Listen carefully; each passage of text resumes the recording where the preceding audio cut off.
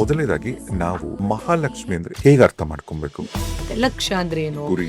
ಗುರಿ. ಸೊ ಈ ಲಕ್ಷ್ಮಿ ಅನ್ನುವಂತಹ ಆ ಒಳ ಅರ್ಥವನ್ನು ತಿಳ್ಕೊಳ್ಬೇಕಾದ್ರೆ ಗುರಿಯ ಕಡೆಗೆ ಹೋಗಲು ಯಾವ ರೀತಿ ಪ್ರಯತ್ನವನ್ನ ಮಾಡುವುದು, ಇದೆಲ್ಲವನ್ನು ಆಕೆ ನಮ್ಮೊಳಗಡೆ ಅನಾವರಣ ಮಾಡೋಕೆ ನಮಗೆ ಸಹಾಯ ಮಾಡ್ತಾಳೆ.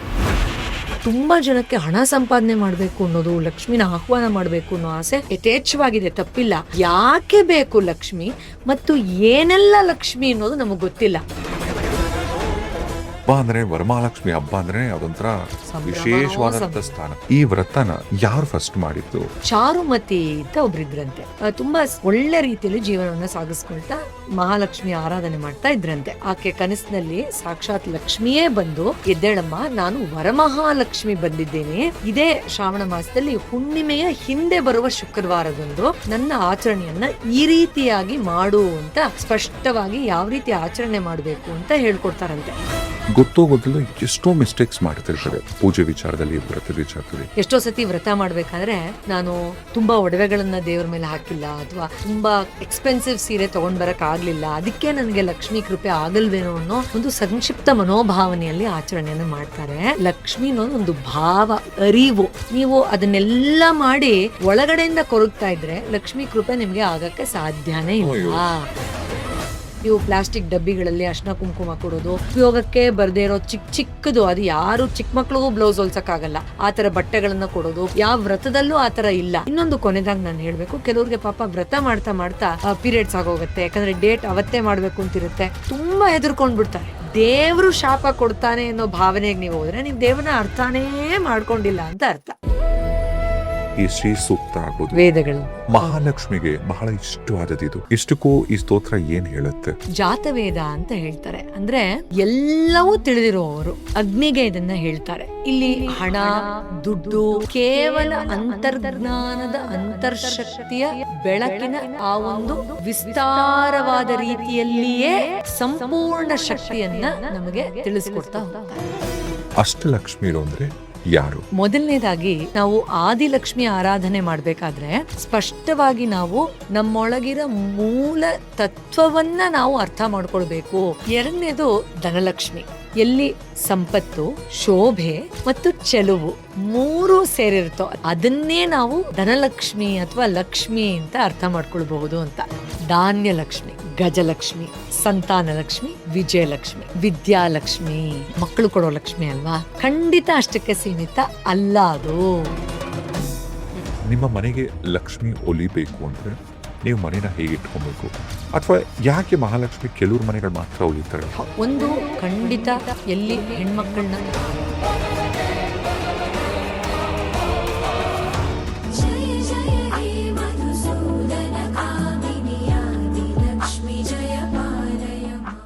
ರಾಜೇಶ್ ವಿಲ್ಸ್ನ ಈ ಮತ್ತೊಂದು ಅದ್ಭುತವಾದಂಥ ಪಾಡ್ಕಾಸ್ಟ್ಗೆ ಸ್ವಾಗತ. ವಾವ್, ಇವತ್ತು ನಮ್ಮ ಸ್ಟುಡಿಯೋ ಎಷ್ಟು ಚೆನ್ನಾಗಿದೆ ಅಂದರೆ ಮಹಾಲಕ್ಷ್ಮಿನ ಆಕೆನ ಸ್ಮರಿಸ್ತಕ್ಕಂಥ ಗಳಿಗೆ ಇದು. ಏನಂತ ಹೇಳೋದು, ಒಂದ ಎರಡ, ಆಕೆ ಇಲ್ಲ ಅಂದರೆ ಜಗತ್ತೇ ಇಲ್ಲ.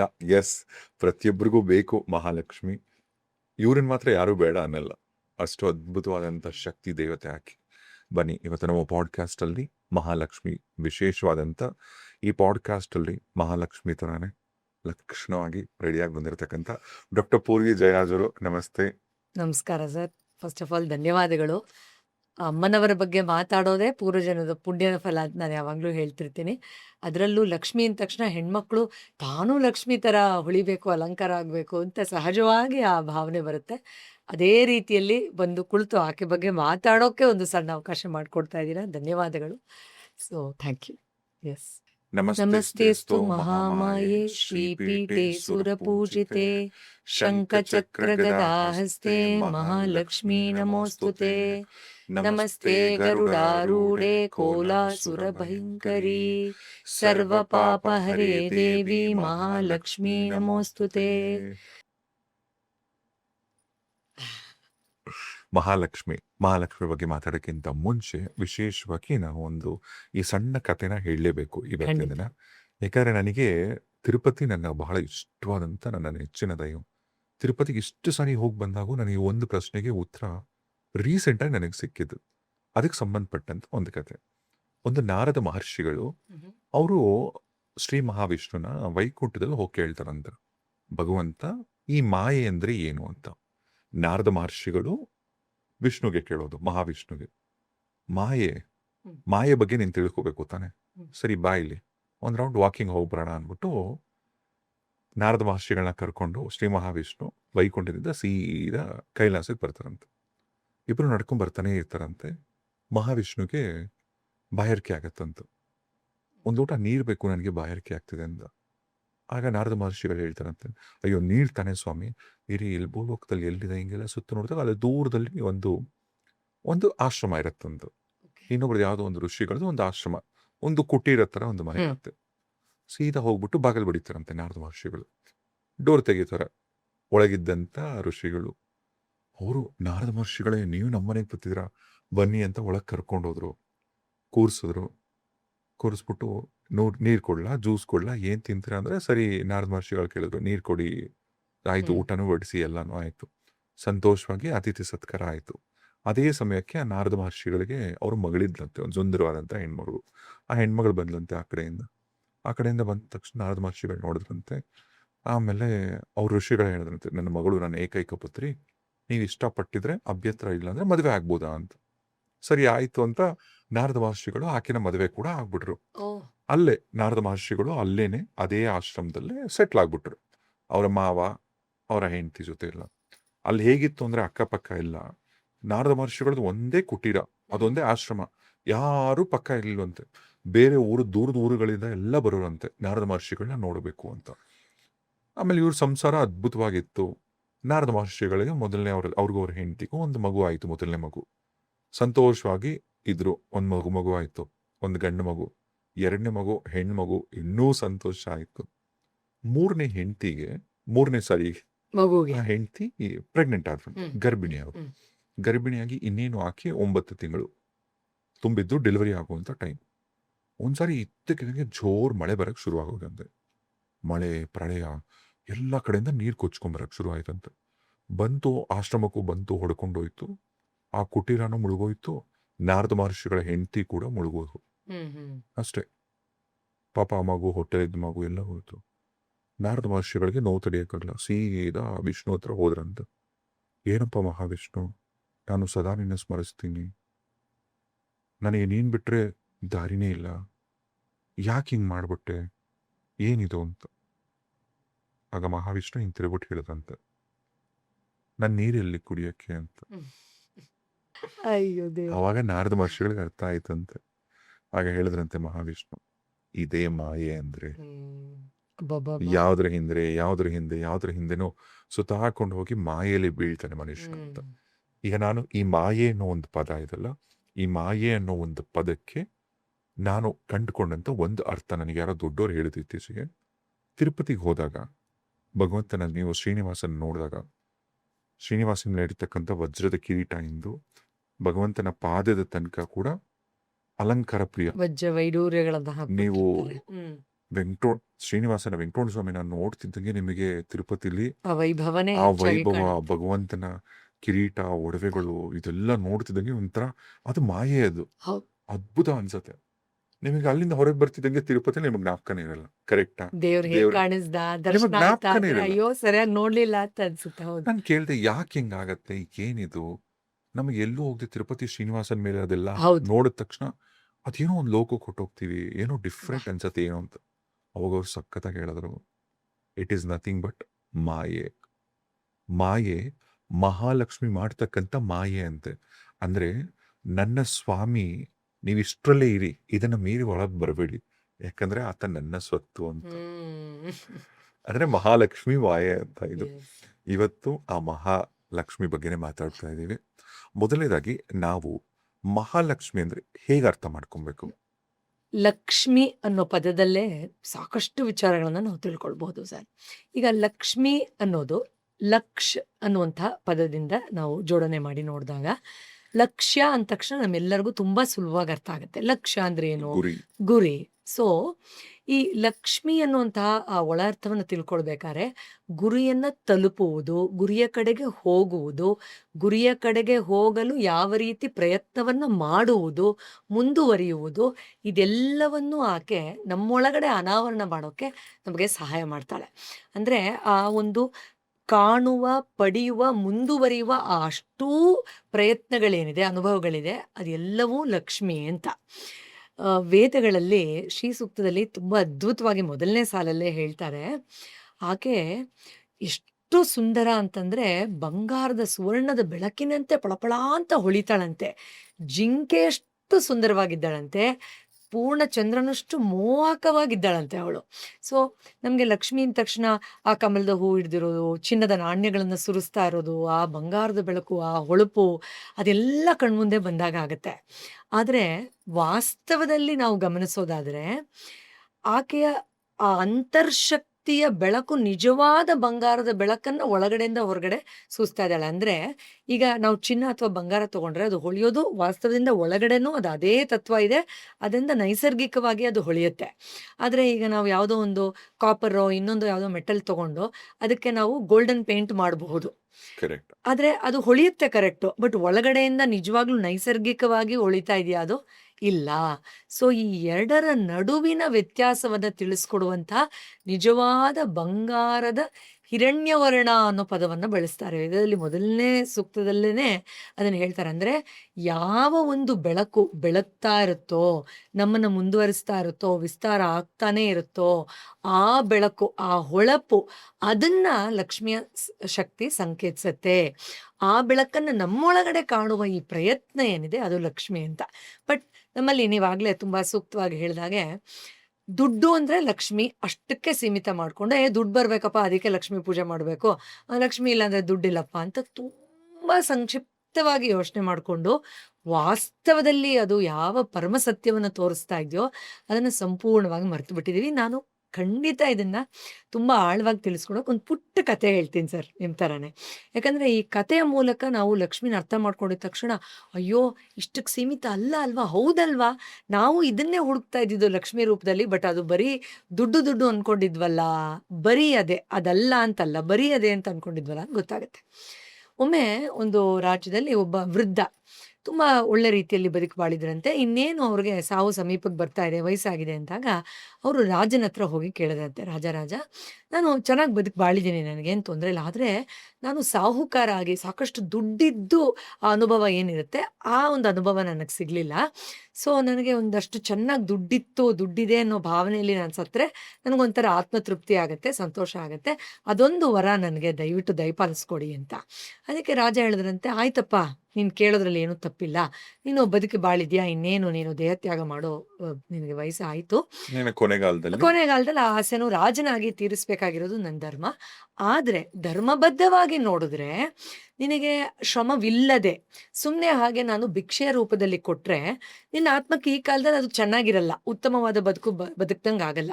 ಅದಕ್ಕೆ ನೀನು ಯಾವುದಾದ್ರೂ ಒಂದು ಸಣ್ಣ ಕೆಲಸ ಮಾಡು, ತುಂಬಾ ಸುಲಭವಾಗಿರ್ಬೇಕು, ನಿನಗೆ ನಂಗೆ ಚೆನ್ನಾಗಿ ಬರುತ್ತೆ ಅಂತ ಅನ್ನಿಸ್ಬೇಕು, ಆ ಕೆಲಸ ಮಾಡು, ನಿನಗೆ ನಾನು ಸಾಕಷ್ಟು ದುಡ್ಡನ್ನ ಕೊಡ್ತೀನಿ ಅಂತ.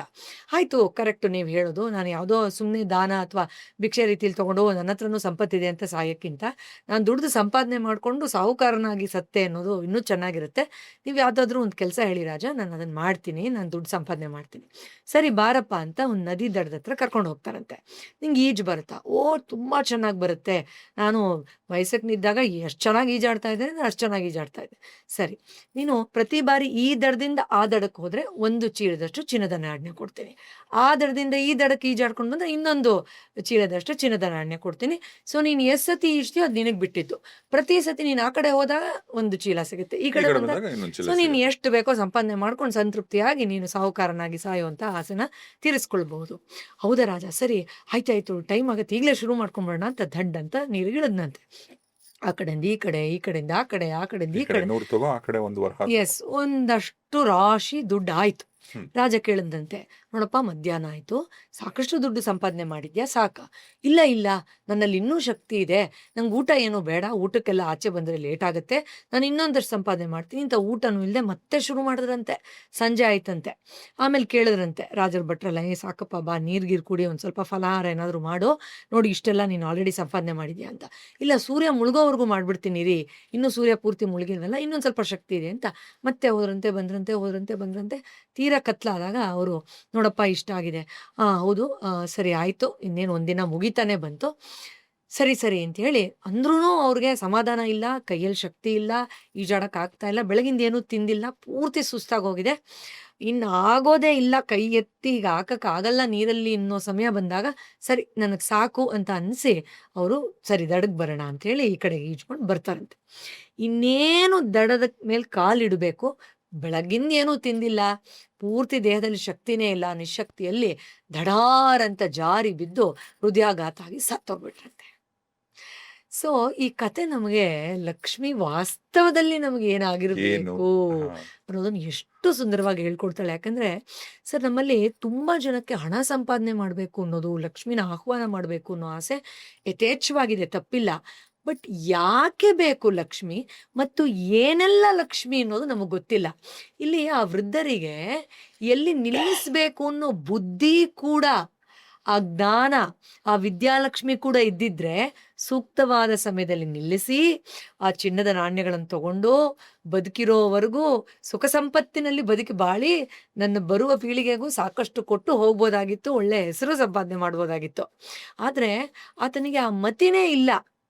ಆಮೇಲೆ ಇನ್ನೇನು ನನಗೆ ಇನ್ನೊಂದು ಸ್ವಲ್ಪ ಮಾಡಬೇಕು ಅಂದಾಗ ಎಲ್ಲಿ ನನಗೆ ಶಕ್ತಿ ಕುಗ್ತಾ ಇದೆ, ನನ್ನ ಧೈರ್ಯ, ನನ್ನ ಶಕ್ತಿ, ನನ್ನ ದೇಹದ ಆ ಶುಶ್ರೂಷೆ ಎಲ್ಲಿ ನಿಲ್ತಾ ಇದೆ ಅದನ್ನೂ ಕಾಪಾಡ್ಕೋಬೇಕು, ಅದು ಲಕ್ಷ್ಮಿನೇ.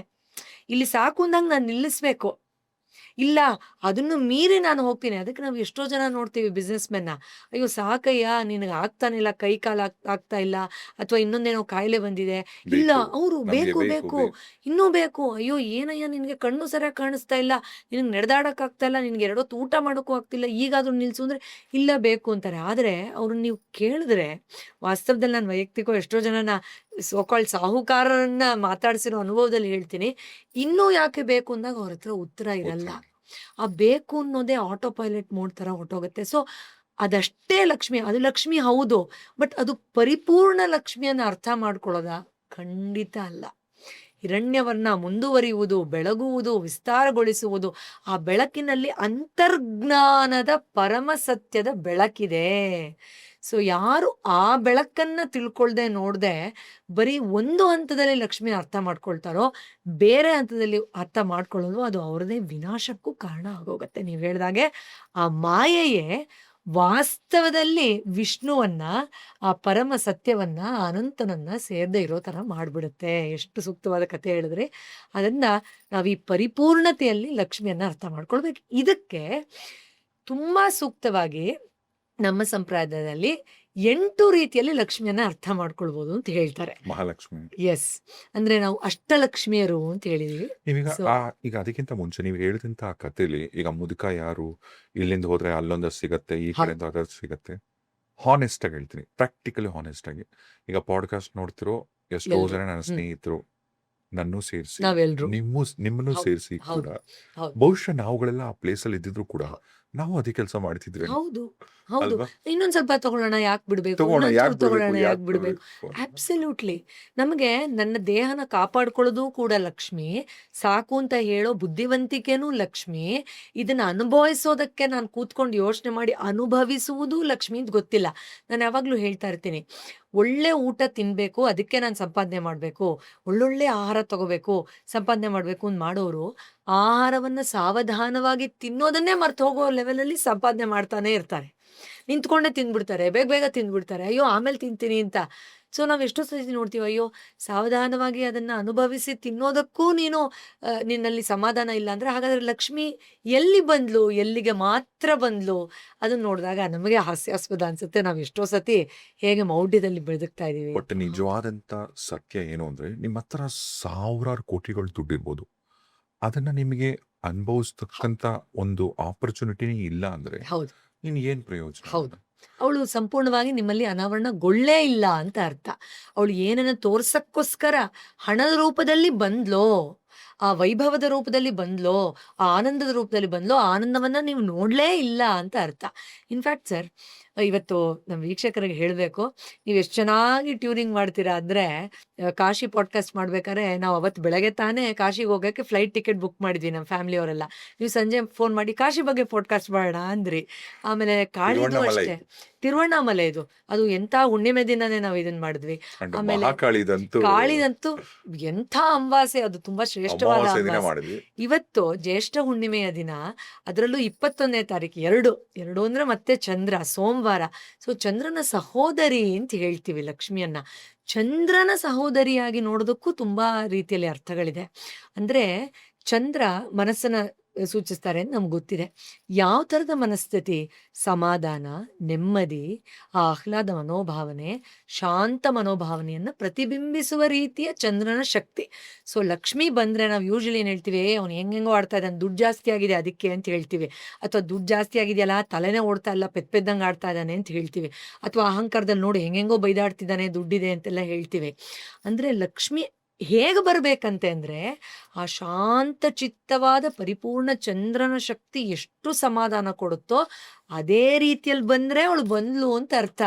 ಇಲ್ಲಾಂದ್ರೆ ಅವಳು ಬಂದಿಲ್ಲ, ಅವಳ ರೂಪದಲ್ಲಿ ನೀವು ಹೇಳಿದಾಗ ಮಾಯೆ ಬಂದಿದೆ, ಮದ ಬಂದಿದೆ, ಅಥವಾ ನಮ್ಮ ಡಿಲ್ಯೂಷನ್, ಅಜ್ಞಾನ ಬಂದಿದೆ ಹೊರತು ಅವಳು ಬಂದಿದ್ದಾಳೆ ಅನ್ನೋ ಭ್ರಮೆಯಲ್ಲಿರ್ತೀವಿ. ಅದರಿಂದ ನನ್ನ ತಿಜೋರಿಲಿ ದುಡ್ಡಿದೆ ಅಂದ ತಕ್ಷಣ ಲಕ್ಷ್ಮಿ ಬಂದ್ಲು, ಖಂಡಿತ ಇಲ್ಲ. ಲಕ್ಷ್ಮಿ ವಾಸ್ತವದಲ್ಲಿ ಬಂದಿದ್ರೆ ನಿಮ್ಮ ಪರ್ಸು ತುಂಬಿರಬೇಕು, ನಿಮ್ಮ ಮೈಂಡು ಕಾಮ್ ಆಗಿರಬೇಕು. ಚಂದ್ರನ ಸಹೋದರಿ ಮರಿಬಾರ್ದು ನಾವು. ದೊಡ್ಡೋರೊಂದು ಮಾತು ಹೇಳ್ತಾರೆ, ಒಬ್ಬ ಮನುಷ್ಯನ ನಿಜವಾದ ಯೋಗ್ಯತೆ ನೀವು ಯಾವಾಗ ಅಳಿಬೋದು ಅಂದ್ರೆ 2 ವಿಚಾರದಲ್ಲಂತೆ. ಒಂದು, ಅವನಿಗೆ ಹಣ ಕೊಟ್ಟು ನೋಡ್ಬೇಕಂತ. ಅರೆ ವಾ. ಎರಡನೇದು, ಅಧಿಕಾರ ಕೊಟ್ಟು ನೋಡ್ಬೇಕಂತ. ಹೌದು, ಅಬ್ಸಲ್ಯೂಟ್. ಆ ಟೈಮಲ್ಲಿ ಆ ವ್ಯಕ್ತಿ ಹೇಗ್ ಬಿಹೇವ್ ಮಾಡ್ತಾರಲ್ಲ, ಅದು ಹೌದು. ನಿಜವಾದಂತ ಕ್ಯಾರೆಕ್ಟರ್.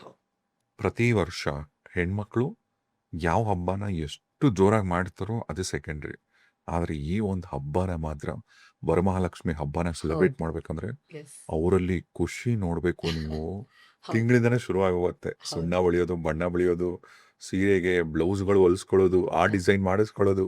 ಹೌದು. ಹಬ್ಬ ಅಂದ್ರೆ, ವರಮಹಾಲಕ್ಷ್ಮಿ ಹಬ್ಬ ಅಂದ್ರೆ ಅದೊಂಥರ ಸಂಭ್ರಮನೋ ವಿಶೇಷವಾದಂತ ಸಂಭ್ರಮ. ಸ್ಥಾನ. ಹೌದು. ನಮ್ಮನೇಲೂ ನಮ್ಮಮ್ಮ ತುಂಬಾ, ನಮ್ಮಲ್ಲಿ ದೊಡ್ಡ ಹಬ್ಬನೇ ಆಕ್ಚುಲಿ ಇದು ವರಮಹಾಲಕ್ಷ್ಮಿ. ವರಮಹಾಲಕ್ಷ್ಮಿ ಹಬ್ಬ. ಅಂದ್ರೆ ನಾವು ಚಿಕ್ಕ ಮಗುವಿಂದ ನಾನು ಗಮನಿಸಿದ್ದು, ಓಕೆ. ನಮ್ಮಮ್ಮನಲ್ಲೇ ಅದು ಏನೋ ಒಂಥರ ಖುಷಿ, ಹಬ್ಬ ಹಬ್ಬ ಹಬ್ಬ ಹಬ್ಬ ಹಬ್ಬ ಅಂತ. ಹೌದು.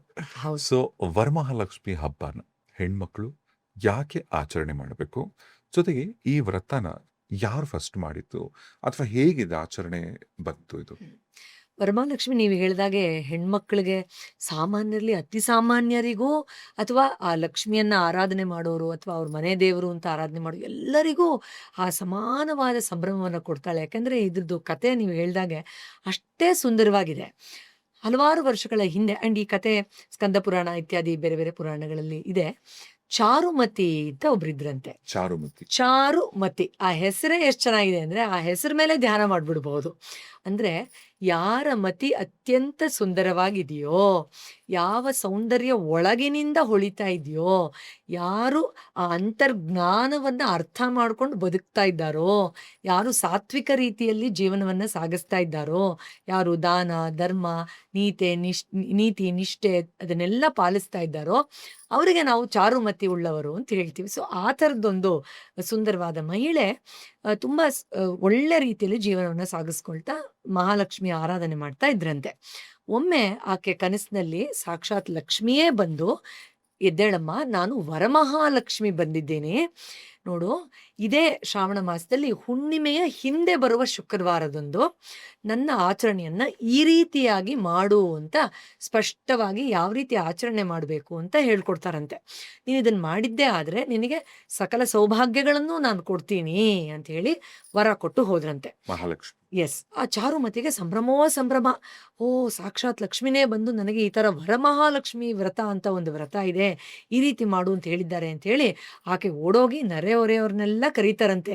ಬನ್ನಿ ಬನ್ನಿ ಅಂತ ಸ್ನೇಹಿತರನ್ನೆಲ್ಲ ಕರೆದು, ಬೇರೆ ಹೆಣ್ಮಕ್ಳನ್ನೆಲ್ಲ ಕರೆದು, ಎಲ್ಲ ಮನೆಯನ್ನೆಲ್ಲ ಶುದ್ಧ ಮಾಡಿ, ಬಾಳೆ ಗೊನೆಗಳಿರ್ಬೋದು, ತೋರಣ ಇರಬಹುದು, ಹೂವು ಇರಬಹುದು, ಎಲ್ಲ ರೀತಿಯಲ್ಲೂ ದೊಡ್ಡ ರಂಗೋಲಿ ಹಾಕಿ ಸಿಹಿ ಖಾದ್ಯಗಳನ್ನು ಮಾಡಿ ಆ ಲಕ್ಷ್ಮಿಯ ವ್ರತವನ್ನು, ಕಳಶವನ್ನು ಇಟ್ಟು ಅದ್ಭುತವಾಗಿ ಆಚರಣೆ ಮಾಡಿದ್ರಂತೆ. ಆಚರಣೆ ಮಾಡಿ ಕೆಲವು ವರ್ಷಗಳಲ್ಲೇ ಅವರ ಮನೆಯಲ್ಲಿ ಸುಖ ಸಂಪತ್ತು ಏಳಿಗೆ ಆಯ್ತಂತೆ. ಮಕ್ಕಳಲ್ಲಿ ವಿದ್ಯೆ ಹೆಚ್ಚಾಗ್ತಾ ಇರೋದನ್ನು ಗಮನಿಸಿದ್ರಂತೆ. ಅವರಲ್ಲಿ ಸಂತಾನಾಭಿವೃದ್ಧಿ ಆಯ್ತಂತೆ. ಆಮೇಲೆ ಆಧ್ಯಾತ್ಮಿಕವಾಗೂ ಅತ್ಯಂತ ಉನ್ನತವಾದ ಒಂದು ಏಳಿಗೆನ ನೋಡಿದ್ರಂತೆ.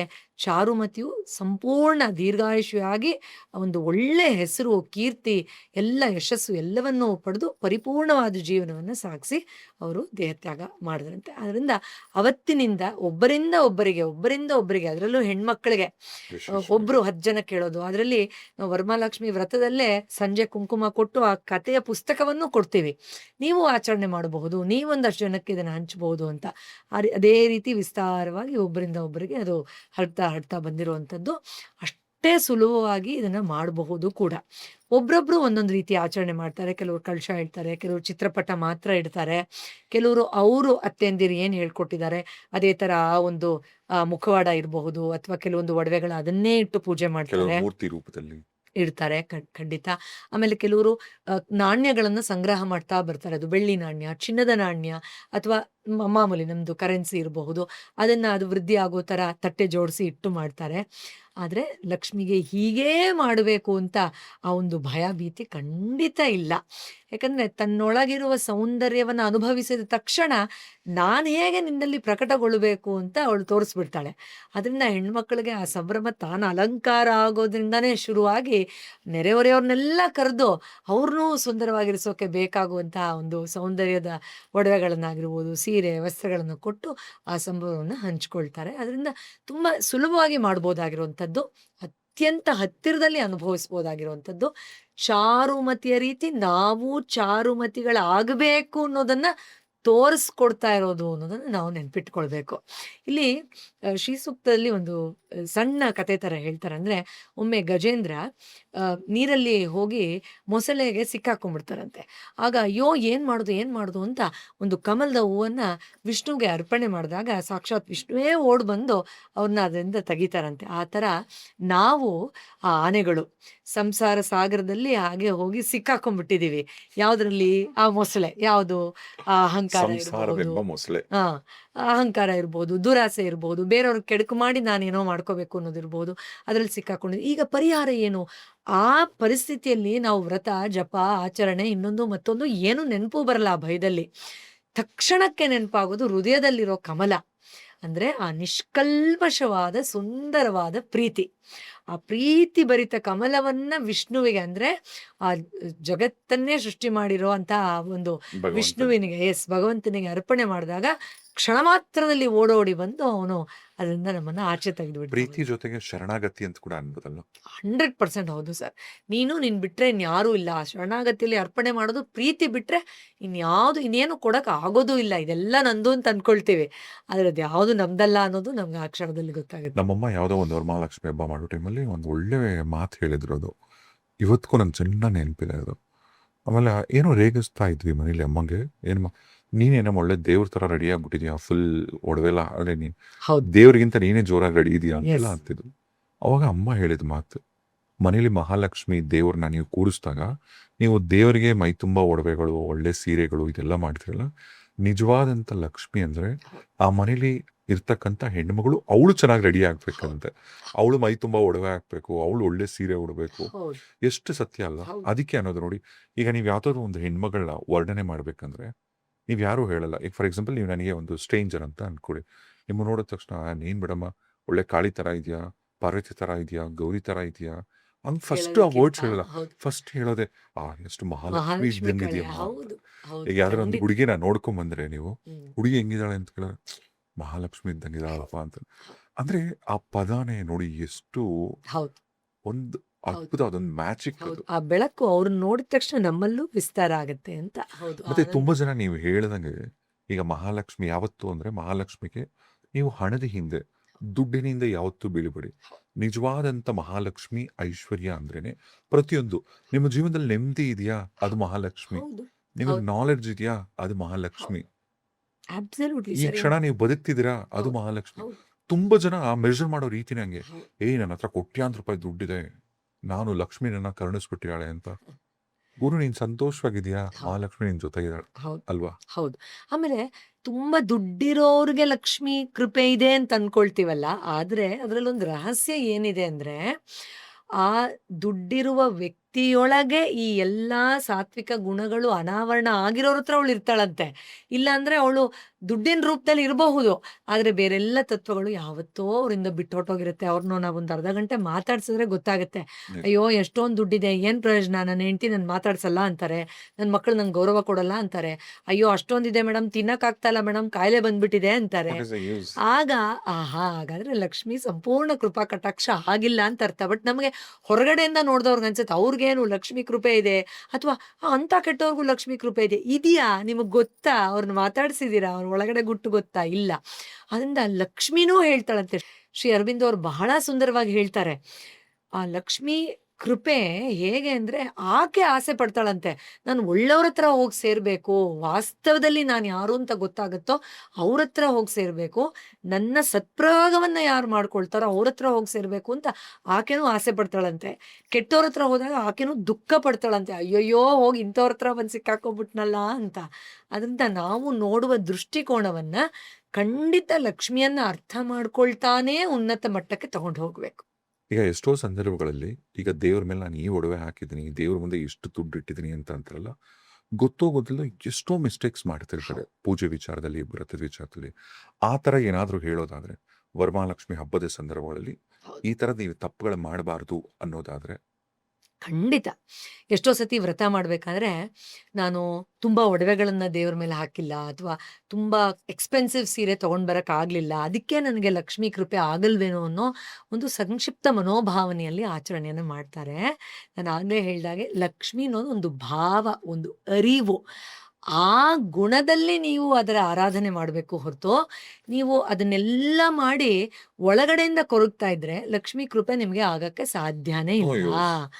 ಆದ್ರಿಂದ ನೀವು ಕಾಟನ್ ಸೀರೆನೇ ಹೊಸ್ದಾಗಿ ತಗೊಂಡ್ ಬಂದು ಹಾಕ್ತಿರೋ, ಇಲ್ಲ ಜರಿ ಸೀರೆ ಹಾಕ್ತಿರೋ, it doesn't really matter at all. ಆದ್ರೆ ಆ ಲಕ್ಷಣ ಕಾಣಿಸ್ತಾ ಇದೆಯಾ? ನೀವು ನೋಡಿರಬಹುದು, ನಾವು ಬೆಳ್ಳಿ ಮುಖವಾಡ ಹಾಕೋಕ್ಕಿಂತ ಹಾಕ್ಲಿ ತಪ್ಪಿಲ್ಲ, ಬರೀ ಆ ತೆಂಗಿನಕಾಯಿನೇ ಅರ್ಶನ ಹಚ್ಚಿಟ್ರೆ ಅದರಲ್ಲೇ ಹೆಚ್ಚು ಎದ್ದು ಕಾಣಿಸುತ್ತೆ ಅಂತ ಅನ್ಸುತ್ತೆ. ಎಷ್ಟೋ ಸತಿ ನಮ್ಗನ್ಸುತ್ತೆ ಆ ಮುಖವಾಡಕ್ಕಿಂತ ಇದೇ ಒಂಥರ ಚೆನ್ನಾಗಿ ಕಳೆ ಕಾಣುತ್ತಲ್ಲ, ಇದೆ. ಕುಂಕುಮ ಹಚ್ಚಿದಾಗ ತೆಂಗಿನಕಾಯಿ ಮೇಲೆ ಅದೇ ಹೆಚ್ಚು ಕಳೆ ನೀವು ಹೇಳ್ದಾಗ ಕಾಣಿಸುತ್ತೆ. ಅದರಿಂದ ನೀವು ಆ ಭಾವದಲ್ಲಿ ತನ್ನನ್ನು ತಾನು ತೊಡಗಿಸ್ಕೊಳ್ಳಿ ಹೊರತು, ಅವ್ರ ಮನೇಲಿ ಅಷ್ಟೊಂದು ಹಾಕಿದ್ರು ನಾನು ಇಷ್ಟೇ ಹಾಕಿದ್ದೀನಲ್ಲ ಅದಕ್ಕೆ ಕೃಪೆ ತೋರ್ಸಲ್ವೇನೋ ಅನ್ನೋ ಒಂದು ಸಂಕ್ಷಿಪ್ತ ಮನೋಭಾವನೆ ಬೇಡ. ಎರಡನೇದು, ತುಂಬಾ ಜನ ಹೆಣ್ಮಕ್ಳು ಏನ್ ತಪ್ಪು ಮಾಡ್ತಾರೆ, ಅದೆಲ್ಲ ಪಾಪ ಅರೇಂಜ್ಮೆಂಟ್ ಮಾಡಕ್ಕೆಲ್ಲ ತುಂಬಾ ಟೈಮ್ ಆಗುತ್ತೆ. ಹಿಂದಿನ ದಿನ 2 ಗಂಟೆ ರಾತ್ರಿಯಿಂದ ಶುರು ಮಾಡ್ಕೊಂಡಿರ್ತಾರೆ. ಅವ್ರು ಓಡಾಡ್ಕೊಂಡು ಸುಸ್ತಾಗೋಗಿ ಆಮೇಲೆ ಸಂಜೆ ಹೆಣ್ಮಕ್ಳನ್ನೆಲ್ಲ ಕರೆದು ಓಡಾಡಿ ಅವ್ರಿಗೆಲ್ಲ ಸಿಹಿ ಕೊಟ್ಟು ಮಾಡೋ ಅಷ್ಟರಲ್ಲಿ ಎಷ್ಟು ಬ್ಯುಸಿ ಆಗೋಗಿರ್ತಾರೆ ಅಂದ್ರೆ, ಕೂತ್ಕೊಂಡು ಆ ತತ್ವದ ಜೊತೆ ಧ್ಯಾನ ಮಾಡೋಕೆ ನಿಜವಾಗ್ಲೂ ಹೇಳ್ತೀನಿ ಸರ್, 99% ಹೆಣ್ಮಕ್ಳು ಕುತ್ಕೊಳ್ಳೋದೇ ಇಲ್ಲ ಸಮಾಧಾನವಾಗಿ. ಯಾಕಂದ್ರೆ ಅವರು ಅಲಂಕಾರ ಮಾಡ್ಕೋಬೇಕು, ಅಲ್ಲೂ ಮಾಡ್ಬೇಕು, ಮನೆಯಲ್ಲೂ ಅವ್ರನ್ನ ಮಾಡ್ಬೇಕು, ಕರಿಬೇಕು, ಅಡಿಗೆ ಇವನ್ ಮಾಡ್ಬೇಕು, ಕರಿಬೇಕು, ಊರವ್ರನ್ನೆಲ್ಲ ಕರಿಬೇಕು. ಹೋಳಿಗೆ ಹೌದು. ಮಾಡಬೇಕು, ಆಮೇಲೆ ಈಗ ಫೋಟೋ ವಿಡಿಯೋ ಎಲ್ಲ ಮಾಡಿ ಇದೂನು ಹಾಕ್ಬೇಕು, ಎಡಿಟ್ ಮಾಡಿ, ಟೈಮ್ ರೀಲ್ಸ್ ಇಲ್ಲ, ಮಾಡಬೇಕು. ಟೈಮೇ ಇಲ್ಲ. ಯಾವಾಗ ಸಂಜೆ ಆಗೋಗುತ್ತೋ, ಪುರೋಹಿತರು ಹೇಳಿರ್ತಾರೆ ಇಷ್ಟು ಗಂಟೆ ಅಷ್ಟೊತ್ತಿಗೆ ತೆಗೆದು ಬಿಡ್ಬೇಕು ಅಂತ, ಟೈಮೇ ಆಗೋಗಿರುತ್ತೆ. ಅಲ್ಲಿ ಎಲ್ಲೋ ಒಂದು ಕಡೆ ಈ ವರ್ಷ ಈ ಕ್ಷಣದಲ್ಲಿ ನನ್ನಿರುವ ಯಾವ ನ್ಯೂನ್ಯತೆಯನ್ನ ತೆಗೆದು ಆ ಜಾಗದಲ್ಲಿ ಯಾವ ಸಂಪತ್ತನ್ನ ಆಕೆ ತುಂಬ್ತಾ ಇದ್ದಾಳೆ ವಿದ್ಯಾಲಕ್ಷ್ಮಿ ಅನ್ನೋದನ್ನ ಗಮನಿಸೋದನ್ನೇ ಬಿಟ್ಟುಬಿಟ್ಟು they become so busy during the entire time. ಖಂಡಿತ ಅದು ಆಚರಣೆ ಪರಿಪೂರ್ಣತೆ ಅಲ್ಲ. ದಯವಿಟ್ಟು 10 ನಿಮಿಷ ಆದ್ರೂ ಕಣ್ಮುಚ್ಚಿ, ಎಲ್ಲ ಇರ್ಲಿ ಹಾಗೆ ಇರ್ಲಿ, ಆಯ್ತು ನೀವಿನ್ನ ಹೂರ್ಣ ಮಾಡಿಲ್ಲ, ಅವ್ರು ಬಂದಿಲ್ಲ, ಈ ಹೂವ ಸರಿ ಇಲ್ಲ, ಅದೆಲ್ಲ ಇರ್ಲಿ, ಅದಕ್ಕೆಲ್ಲ ಹೇಳಿ ಆಮೇಲೆ ಬಾ ಅಂತ 1-2 ನಿಮಿಷ ನಿಮ್ ಜೊತೆ ನೀವು ಕೂತ್ಕೊಂಡು, ಹೇಗೆ ಗಜೇಂದ್ರ ಅಪ್ಪಾ ವಿಷ್ಣು ನಾರಾಯಣ ಅಂತ ಕರೆದ್ರು ಆ ಥರ ನಿಮ್ ಒಳಗಡೆ ಹೃದಯ ಕಮಲದಿಂದ ಅಪ್ಪ ನೀನ್ ಬಾರಪ್ಪ, ನಿನ್ ಶಕ್ತಿನ ನನ್ನ ಒಳಗಡೆ ಲಕ್ಷ್ಮಿಯ ಮುಖಾಂತರ ಅನಾವರಣ ಮಾಡು ಅಂತ ಆ ಕೂಗನ್ನ ನೀವು ಮಾಡೋದು ಖಂಡಿತ ಮುಖ್ಯ ಆಗತ್ತೆ.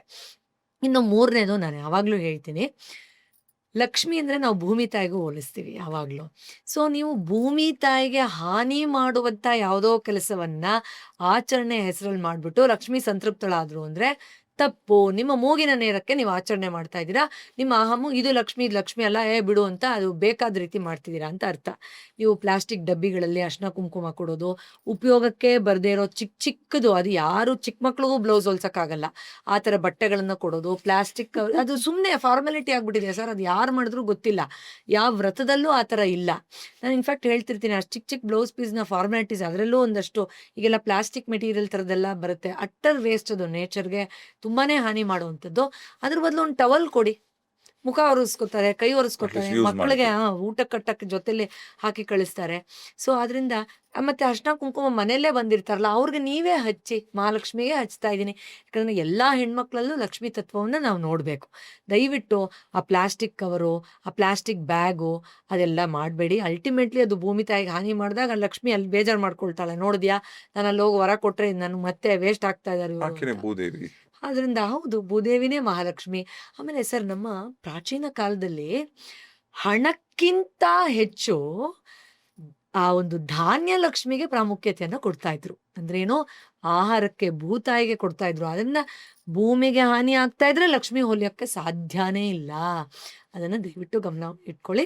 ಮಿಕ್ಕಿದ್ದು ಆಚರಣೆಗೆ ಕೆಲವರು ಕಳಶದ ಒಳಗಡೆ ನಾನು ಇದಾಕ್ಲಿಲ್ಲ, ದೇವ್ರು ಬರ್ಲಿಲ್ವೇನೋ, ಅದಾಕ್ಬೇಕಾಗಿತ್ತು, ಇದು ಸರಿ ಹೋಗ್ಲಿಲ್ವೇನೋ ಅಂತ ಅನ್ಕೊಳ್ತಾರೆ. ಬೇಡ. ಇನ್ನೊಂದು, ನೀವು ಅಲಂಕಾರ ಮಾಡ್ತಾ ಮಾಡ್ತಾ ಮಾಡ್ತಾ ಆ ಬ್ರಾಹ್ಮಿ ಮುಹೂರ್ತನ ಮಿಸ್ ಮಾಡ್ಕೊಳ್ಬೇಡಿ. ಯೂಶಲಿ ಆ ಸದ್ದು ಗದ್ದಲ ಇಲ್ಲದೆ ಇರಬೇಕಾದ್ರೆ ಆ ಕಳಶ ಸ್ಥಾಪನೆ ಮಾಡಿ ಸುಮ್ಮನೆ ನೀವು ಕೈ ಮುಗಿದು ಒಂದು 2 ಗಂಧದ ಕಡ್ಡಿ ಹಚ್ಚಿ ಅಥವಾ ದೀಪ ಹಚ್ಬಿಟ್ಟು ಕೂತ್ರೆ ಆ ಪ್ರಶಾಂತತೆಯಲ್ಲಿ ಬರುವ ಒಂದು ಶಕ್ತಿಯ ಅನಾವರಣ ಇದೆಯಲ್ಲ, ಎಲ್ಲರೂ ನೋಡ್ತಾ ಇದ್ದಾರೆ, ನಾನು ಜೋರಾಗಿ ಏನೋ ಮಾಡ್ತಾ ಇದ್ದೀನಿ ಅನ್ನೋದಕ್ಕಿಂತ 1000 ಪಟ್ಟು ಉತ್ತಮವಾದ ಅನುಭವ. ಅದರಿಂದ ಸ್ವಲ್ಪ ನೀವು ಪರವಾಗಿಲ್ಲ, ಅಲಂಕಾರ ಒಂದು ಸ್ವಲ್ಪ ಕಮ್ಮಿ ಆದ್ರೂ ನೀವು ಅಲಂಕಾರ ಮಾಡ್ಕೊಳ್ಳಿ. ದೇವಿ ಅದನ್ನೇ ಇಷ್ಟಪಡ್ತಾಳೆ, ನೀನು ಚೆನ್ನಾಗಿ ಕಾಣಿಸ್ತಿದ್ಯಾ ಮಗು ಅಂತ. ಆಮೇಲೆ ನೀವು ಮಾಡ್ಕೊಳ್ಳಿ ಬೇಕಾದ್ರೆ 10 ಗಂಟೆಗೆ 11 ಗಂಟೆಗೆ. ಇವ್ರು ಪೂಜೆ ಮಾಡ್ತಾ ಮಾಡ್ತಾ ಮಾಡ್ತಾ ಮಧ್ಯಾಹ್ನ ಮಾಡಿಬಿಡ್ತಾರೆ. ತಪ್ಪನ್ನ ಹೇಳ್ತಾ ಇಲ್ಲ, ಆದರೆ ಆದಷ್ಟು ನೀವು ಒಂದು ಸ್ವಲ್ಪ ಹಿಂದಿನ ದಿನನೇ ತಯಾರಿ ಮಾಡಿಕೊಂಡು ಬ್ರಾಹ್ಮಿ ಮುಹೂರ್ತದಲ್ಲಿ ಕೂತು ಮಾಡಿದ್ರೆ ಒಳ್ಳೆಯದು. ನಾನು ಅದನ್ನು ಯಾವತ್ತೂ ಪ್ರಿಫರ್ ಮಾಡ್ತೀನಿ. ಯಾಕಂದರೆ ಕಾಸ್ಮಿಕ್ ಎನರ್ಜಿನೂ ಅಷ್ಟೇ ಹರಿತಾ ಇರುತ್ತೆ, ಅದು ಹೆಚ್ಚು ಸೂಕ್ತವಾಗಿ ಇದಾಗುತ್ತೆ. ಇನ್ನೊಂದು ಕೊನೆದಾಗಿ ನಾನು ಹೇಳಬೇಕು, ಕೆಲವ್ರಿಗೆ ಪಾಪ ವ್ರತ ಮಾಡ್ತಾ ಮಾಡ್ತಾ ಪೀರಿಯಡ್ಸ್ ಆಗೋಗುತ್ತೆ. ಯಾಕಂದರೆ ಡೇಟ್ ಅವತ್ತೇ ಮಾಡಬೇಕು ಅಂತಿರುತ್ತೆ, ತುಂಬ ಹೆದರ್ಕೊಂಡು ಬಿಡ್ತಾರೆ. ಅಯ್ಯೋ ಮಡಿಯಾಗೋಗಿದ್ಯೇನೋ, ಅಯ್ಯೋ ಎಲ್ಲ ಭಗ್ನ ಆಗೋಯ್ತೇನೋ, ಶಾಪ ಕೊಟ್ಬಿಡ್ತಾಳೇನೋ. ದೇವರು ಶಾಪ ಕೊಡ್ತಾನೆ ಅನ್ನೋ ಭಾವನೆಗೆ ನೀವು ಹೋದ್ರೆ ನೀವು ದೇವ್ರನ್ನ ಅರ್ಥನೇ ಮಾಡ್ಕೊಂಡಿಲ್ಲ ಅಂತ ಅರ್ಥ. ಆಮೇಲೆ ಪ್ರಸಾದ ಯಾವುದೋ ಚಿಕ್ಕ ಮಗು ಪಾಪ ಮನೇಲಿರುತ್ತೆ, 1 ವರ್ಷ 9 ತಿಂಗಳದು, ಓಡ್ಕೊಂಡು ಬರುತ್ತೆ, ಅಂಬೆಗಾಲಲ್ಲಿ ಬರುತ್ತೆ, ತಿಂದ್ಬಿಡುತ್ತೆ, ಕಳಶ ನಲ್ಲಾಡ್ಸ್ಬಿಡುತ್ತೆ. ಏನು ಪ್ಯಾನಿಕ್ ಆಗಿಬಿಡ್ತಾರೆ ಅಂದರೆ, ಖಂಡಿತ ಏನೂ ಆಗಲ್ಲ, ಹೆದರ್ಕೊಳ್ಬೇಡಿ ಯಾವುದೇ ರೀತಿಯಲ್ಲಿ. ಅಂದರೆ ನಾವು ಬೇಕು ಅಂತ ಮಾಡೋದಕ್ಕೂ ಗೊತ್ತಿಲ್ಲದೆ ಮಾಡೋದಕ್ಕೂ, ಆಕ್ಸಿಡೆಂಟಲಿ ಆಗೋದಕ್ಕೂ, ಒಂದು ಮುಗ್ಧವಾದ ಮಗು ಅದಕ್ಕೆ ತಾನೇ ದೇವ್ರನ್ನ ಅರ್ಥ ಮಾಡ್ಕೊಳ್ಳೋ ಏಜ್ ಇನ್ನೂ ಬಂದಿಲ್ಲ, ಅದೇನೋ ಮಾಡೋದಕ್ಕೂ ವ್ಯತ್ಯಾಸ ಇದೆ. ಅದರಿಂದ ನೀವು ಅಯ್ಯೋ ದೋಷ ಆಗ್ಬಿಡುತ್ತೆ, ತಾಯಿ ಶಾಪ ಕೊಟ್ಬಿಡ್ತಾಳೆ, ಈ ಥರ ಮಾಡಿಲ್ದೇ ಇದ್ದಿದ್ರೆ ನಂಗೆ ಇದಾಗುತ್ತೆ, ಖಂಡಿತ ಭಯ ಇಟ್ಕೊಳ್ಬೇಡಿ. ಆಚರಣೆ ನಿಮಗೆ ನೆಮ್ಮದಿ ಕೊಡೋ ರೂಪದಲ್ಲಿ ಎಲ್ಲ ದೇವಿಯ ವಿಚಾರದಲ್ಲೂ ಇದನ್ನು ಹೇಳಿದ್ದಾರೆ. ನಿಮ್ಮ ಭಾವಕ್ಕೆ, ನಿಮ್ಮ ಸಂತೃಪ್ತಿಗೆ, ನಿಮಗೆ ಕೈಲಿ ಇಟ್ಕೋಷ್ಟು ಮಾಡೋದನ್ನೇ ದೇವಿ ಅಪೇಕ್ಷೆ ಮಾಡ್ತಾಳೆ ಹೊರತು ಹೀಗೆ ಮಾಡಿದ್ರೇನೆ ಅನ್ನೋದು. ಅದರಲ್ಲೂ ವರಮಹಾಲಕ್ಷ್ಮಿ ವ್ರತದಲ್ಲಿ ಎಲ್ಲೂ ಇಲ್ಲ. ಪುಸ್ತಕದಲ್ಲಿ ಕೆಲವೊಂದನ್ನು ಉಲ್ಲೇಖ ಮಾಡಿದ್ದಾರೆ. ಈಗ ಎಷ್ಟೋ ಹೂವುಗಳನ್ನು ಹೇಳಿರ್ತಾರೆ ಅದರಲ್ಲಿ, ಇವಾಗ ಅದನ್ನು ಬೆಳೆಯೋದೇ ಇಲ್ಲ ಸರ್, ಎಲ್ಲಿಂದ ತೊಗೊಂಬರೋದು? ಅಥವಾ ಆಧುನಿಕ ತುಂಬಾ ಜಾಸ್ತಿ ಆಗೋಗಿರುತ್ತೆ. ಆಗೋಗಿರುತ್ತೆ, ನಮ್ಗೆ ಕೈಗೆ ಎಟ್ಕೋದೇ ಇಲ್ಲ. ಎಷ್ಟೋ ಪತ್ರೆಗಳು, ಹೂವುಗಳು ಇವಾಗಿಲ್ಲ, ಅವಾಗಿನ ಕಾಲದಲ್ಲಿ ಇರ್ತಾ ಇತ್ತು 100 ವರ್ಷದ ಹಿಂದೆ. ನಾವೇನು ಮಾಡ್ತೀವಿ, ಮಲ್ಲಿಗೆನೇ ಎಲ್ಲ ಅದೇ ಹೂವು ಅಂದ್ಕೊಂಡು ಹಾಕ್ಬಿಡ್ತೀವಿ. ಅದೇ ಥರ ಭಾವ ಮುಖ್ಯ. ಅದರಿಂದ ಇದೇ ಅಮ್ಮ ಅದು, ಇದನ್ನೆಲ್ಲ ನಾನು ಕೊಟ್ಟಿದ್ದೀನಿ ಅನ್ನೋ ಭಾವದಲ್ಲಿ ಯದ್ಭಾವ ಖಂಡಿತ ತದ್ಭವತಿ. ಅದರಿಂದ ನೀವು ಅದೇ ಥರ ಮಾಡಿ, ಭಯವನ್ನು ಬಿಟ್ಟು ಸ್ವಾತಂತ್ರ್ಯವನ್ನು ಅನುಭವಿಸ್ತಾ ಸ್ವಲ್ಪ ಹೊತ್ತು ಸಮಾಧಾನದಲ್ಲಿ ಅಂತರ್ಜ್ಞಾನವನ್ನು ಜಾಗೃತ ಮಾಡುವ ರೀತಿಯಲ್ಲಿ ಆಚರಣೆ ಮಾಡಿ. ಇದು ಬಿಟ್ಟು ತೋರಿಕೆಗೆ ಮಾಡೋದು, ನಿನ್ಕಿಂತ ನಾನು ಚೆನ್ನಾಗಿ ಮಾಡಿದ್ದೀನಿ ನೋಡು ಅನ್ನೋ ಭಾವದಲ್ಲಿ ಮಾಡೋದು, ಅಥವಾ ಇದು ಸರಿ ಹೋಗ್ಲಿಲ್ವಾ ಅನ್ನೋ ಭಯದಲ್ಲಿ ಮಾಡೋದು, ಅಥವಾ ಪ್ರಕೃತಿಯ ಹಾನಿಯನ್ನು ನಿರ್ಲಕ್ಷಿಸಿ ಮಾಡೋದು ಯಾವತ್ತೂ ವ್ರತ ಆಗೋಕ್ಕೆ ಸಾಧ್ಯ ಇಲ್ಲ. ಅಥವಾ ಯಾರ ಮನೆಗೂ ಕುಂಕುಮಕ್ಕೆ ಹೋದಾಗ ಪಾಪ ಅವ್ರು ಏನೋ ಕೊಟ್ಟಿರ್ತಾರೆ, ಅವ್ರ ಯೋಗ್ಯತೆಗೆ ತಕ್ಕಂಗೆ ಹೌದು. ಅದನ್ನ ಕಣ್ಣಿಗೊತ್ಕೊಂಡು ಸ್ವೀಕರಿಸಿ. ಹೌದು, ಟೀಸ್ ಈ ಮಾಡೋದು ಹೆಣ್ಮಕ್ಳು ಅದನ್ನ. ಟೀಸ್ ಮಾಡೋದು, ಕಂಪೇರ್ ಮಾಡ್ಕೊಳ್ಳೋದು ಸರ್, ಇನ್ನೊಂದು ಮಾಡ್ತಾರೆ, ನಾನು ತುಂಬಾ ನೋಡಿದೀನಿ. ಅಯ್ಯೋ ಇದ್ಯಾಕೆ ಹಿಂಗ್ ಉಡ್ಸಿದೀರಾ, ಆ ತರ ಉಡಿಸ್ಬೋದಾಗಿತ್ತು, ಅಲ್ವಾ? ಕೈ ಹಿಂಗಿಟ್ಬಿಟ್ಟಿದ್ದೀರಾ, ವಕ್ರ ಆಗ್ಬಿಟ್ಟಿದೆ, ಹಿಂಗಿಡ್ಬೇಕು, ಲಕ್ಷ್ಮಿಗೆ ಹಿಂಗಿಡ್ಬೇಕು ಅಂತ ಕೂತ್ಕೊಂಡು ಅಲ್ಲಿ ಏನ್ ದೇವ್ರು ನೋಡಕ್ ಹೋಗಿರ್ತಾರೋ ಇಲ್ಲ ಡೆಕೋರೇಷನ್ ನೋಡಕ್ ಹೋಗಿರ್ತಾರೋ ಗೊತ್ತಿಲ್ಲ.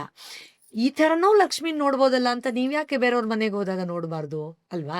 ಪಾಪ ಅವ್ರೇನೋ ಮಾಡಿರ್ತಾರೆ ಅವ್ರಿಗೆ ಗೊತ್ತಾಗೋಷ್ಟು. ಇಲ್ಲ ನಿಮ್ಗೆ ಸಲಹೆನೇ ಕೊಡಬೇಕು ಅಂದರೆ ವ್ರತ ಎಲ್ಲ ಆದ್ಮೇಲೆ ಸಿಗ್ತಾರಲ್ವಾ, ಇನ್ನೂ 1 ವರ್ಷದವರೆಗೂ ಆ ಫ್ರೆಂಡ್ ಸಿಕ್ಕೇ ಸಿಗ್ತಾರೆ.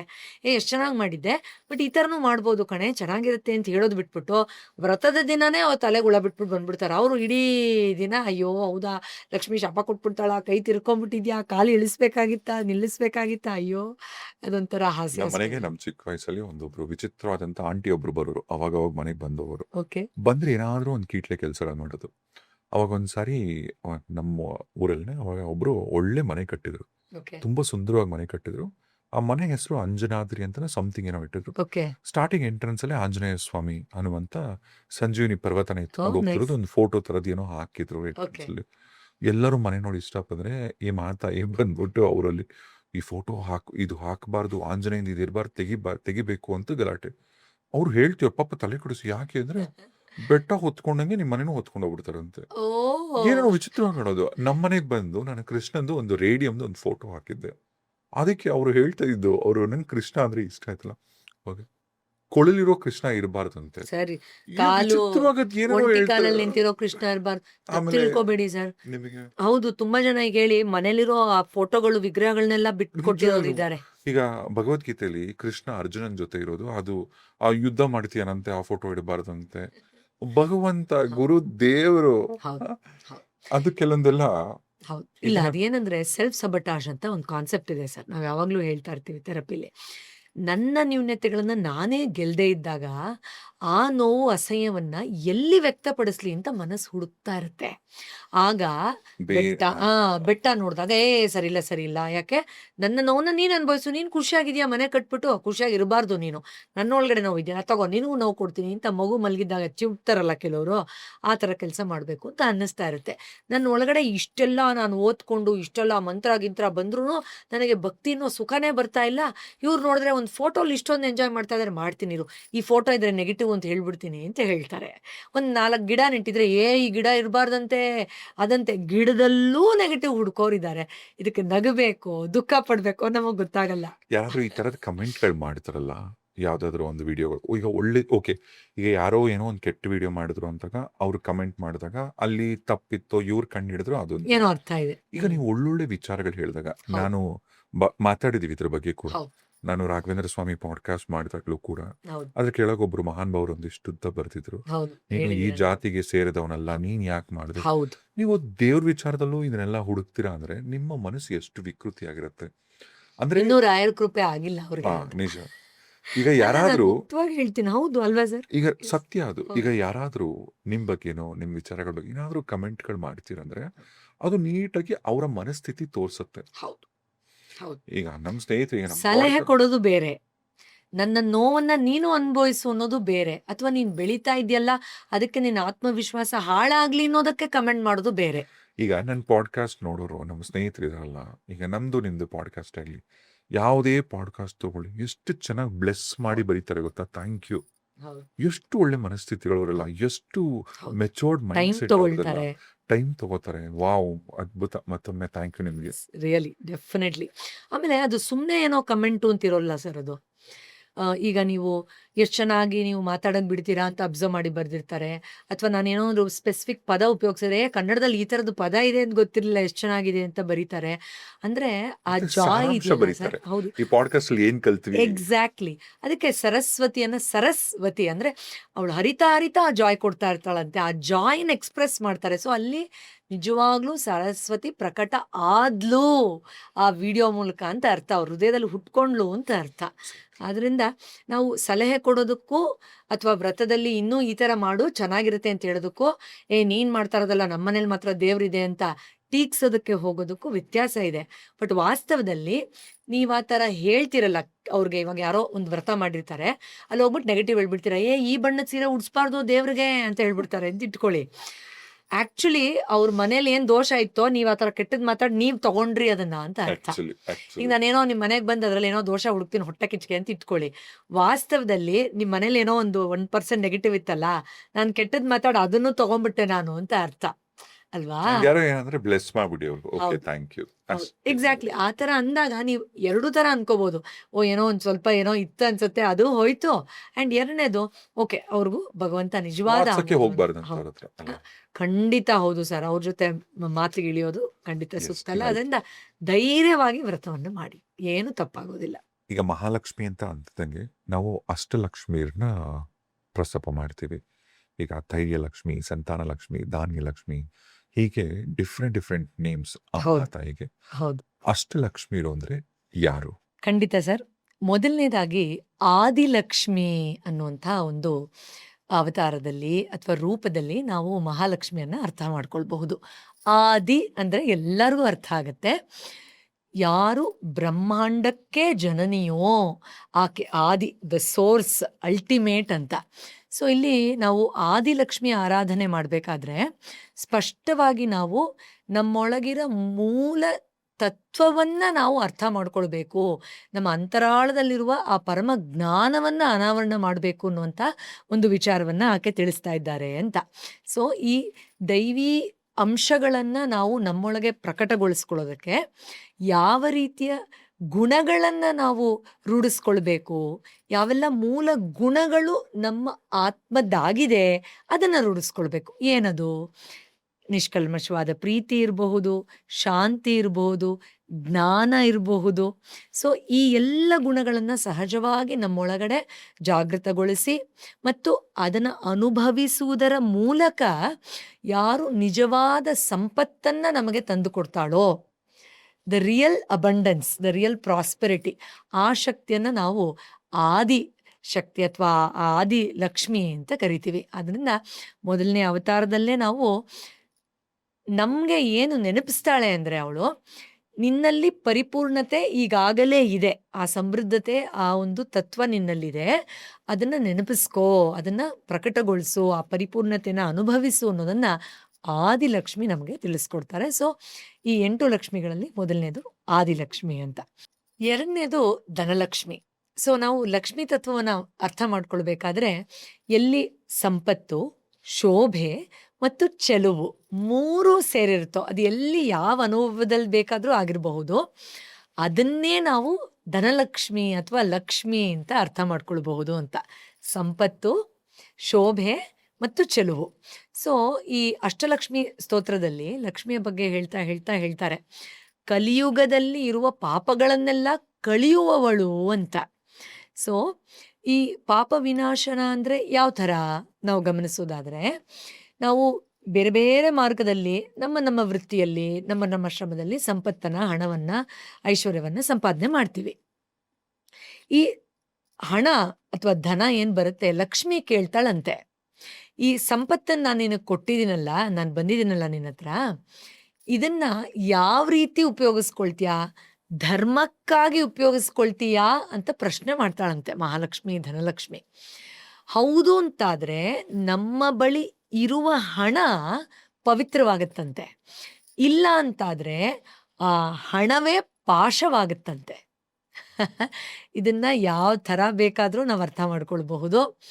ನೋಡಿ, ಅವ್ರ ಹತ್ರ ಹಣ ಇತ್ತು, ಅದಕ್ಕೆ ಹೀಗಾಗೋಯ್ತು, ದುಡ್ಡುಗೋಸ್ಕರ ಅವ್ರು ಹೀಗೆ ಮಾಡಿಬಿಟ್ರು, ಹಣಕ್ಕೆ ಕಿತ್ತಾಡ್ಕೊಂಡು ಹಾಗಾಗೋದ್ರು, ಸ್ವಂತ ರಕ್ತ ಹಚ್ಕೊಂಡು ಹುಟ್ಟಿದವರೇ ಹಣಕ್ಕೋಸ್ಕರ ಸುಳ್ಳು ಹೇಳ್ಕೊಂಡು ಒಬ್ಬರ ಮೇಲೆ ಒಬ್ಬರು ಕೇಸಲ್ಲಿ ಕಿತ್ತಾಡ್ತಾ ಇದ್ದಾರೆ, ಕೊಲೆ ಮಾಡಿಬಿಟ್ರು, ಬೀದಿಗೆ ಬಂದಿದ್ದಾರೆ ಜಗಳ ಮಾಡಿಕೊಂಡು. ಈ ಥರ ಹಣಕ್ಕೋಸ್ಕರ ಏನೆಲ್ಲ, ಅಯ್ಯೋ ಈ ದುಡ್ಡಿಂದ ಇಷ್ಟೆಲ್ಲ ಆಯ್ತಾ ಅಂತ ಹೇಳ್ತೀವಿ, ಅಥವಾ ದುಡ್ಡುಗೋಸ್ಕರ ಇಷ್ಟು ಮೋಸ ಮಾಡಿದ್ರ ಅಂತ ಹೇಳ್ತೀವಿ ಅಲ್ವಾ.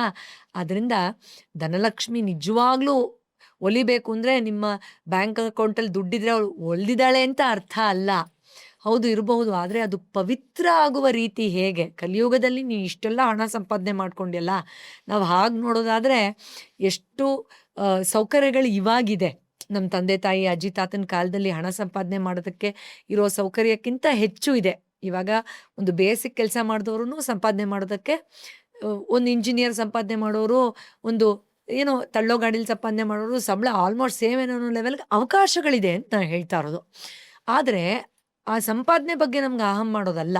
ಧನಲಕ್ಷ್ಮಿ ಒಲಿತಾಳೆ ಅಂದರೆ ಅದನ್ನು ಪವಿತ್ರಗೊಳಿಸೋದ್ರ ಕಡೆ ನಾನು ಆಗಲೇ ಹೇಳಿದಾಗೆ ಇದನ್ನು ಧರ್ಮ ಮಾರ್ಗದಲ್ಲಿ ಸಂಪಾದನೆ ಮಾಡಿ ಧರ್ಮಕ್ಕೋಸ್ಕರ ಅಂದರೆ ಒಳ್ಳೆ ರೀತಿಯಲ್ಲಿ ಬಳಸ್ತಾ ಇದೆಯಾ, ಇಲ್ಲ ಸುಳ್ಳು ಹೇಳಿ ಅವ್ರಿಗೆ ಸಿಗದೇ ಇರೋ ಥರ ಮಾಡಬೇಕು, ಇಲ್ಲ ನಾಟಕ ಮಾಡಿ ಎಲ್ಲ ನಾನೇ ಗುಳುಮ್ ಮಾಡ್ಕೊಂಡ್ಬಿಡ್ಬೇಕು, ಇಲ್ಲ ಅವ್ರಿಗೆ ಸಿಗಬಾರ್ದು, ಈ ಥರ ನಾಟಕೀಯತೆಯಲ್ಲಿ ನಿನ್ನ ಹತ್ರ ದುಡ್ಡು ಬಂದರೆ ಖಂಡಿತ ಅದು ಲಕ್ಷ್ಮಿ ಒಲ್ದಾಗ ಆಗಲ್ಲ. ಯಾಕಂದರೆ ಒಲಿಬೇಕಾಗಿರೋದು ಒಳಗಡೆಯಿಂದ. ನಾನು ಆಗಲೇ ಹೇಳಿದಾಗೆ ಹಿರಣ್ಯವರ್ಣ, ಒಂದು ಸುವರ್ಣ ಬೆಳಕು, ಬಂಗಾರದ ಬೆಳಕು, ಜ್ಞಾನದ ಬೆಳಕು, ಆತ್ಮದ ಬೆಳಕು, ಅಂತರ್ಶಕ್ತಿಯ ಬೆಳಕು ಹರಡಬೇಕು, ಬೆಳಗಬೇಕು, ಮುಂದುವರಿಬೇಕು, ಸಾಗಬೇಕು ಅಂತ. ಆದರೆ ಜನ್ಮ ಜನ್ಮಾಂತರಕ್ಕೂ ಈ ಪ್ರಶ್ನೆಗೆ ಉತ್ತರ ನೀವು ತಗೊಳ್ಬೇಕು ಅಂತ. ಸೊ ಅದರಿಂದ ಎರಡನೇದು ಅದ್ಭುತವಾಗಿದೆ, ಧನಲಕ್ಷ್ಮಿಯ ಒಂದು ಅವತಾರ.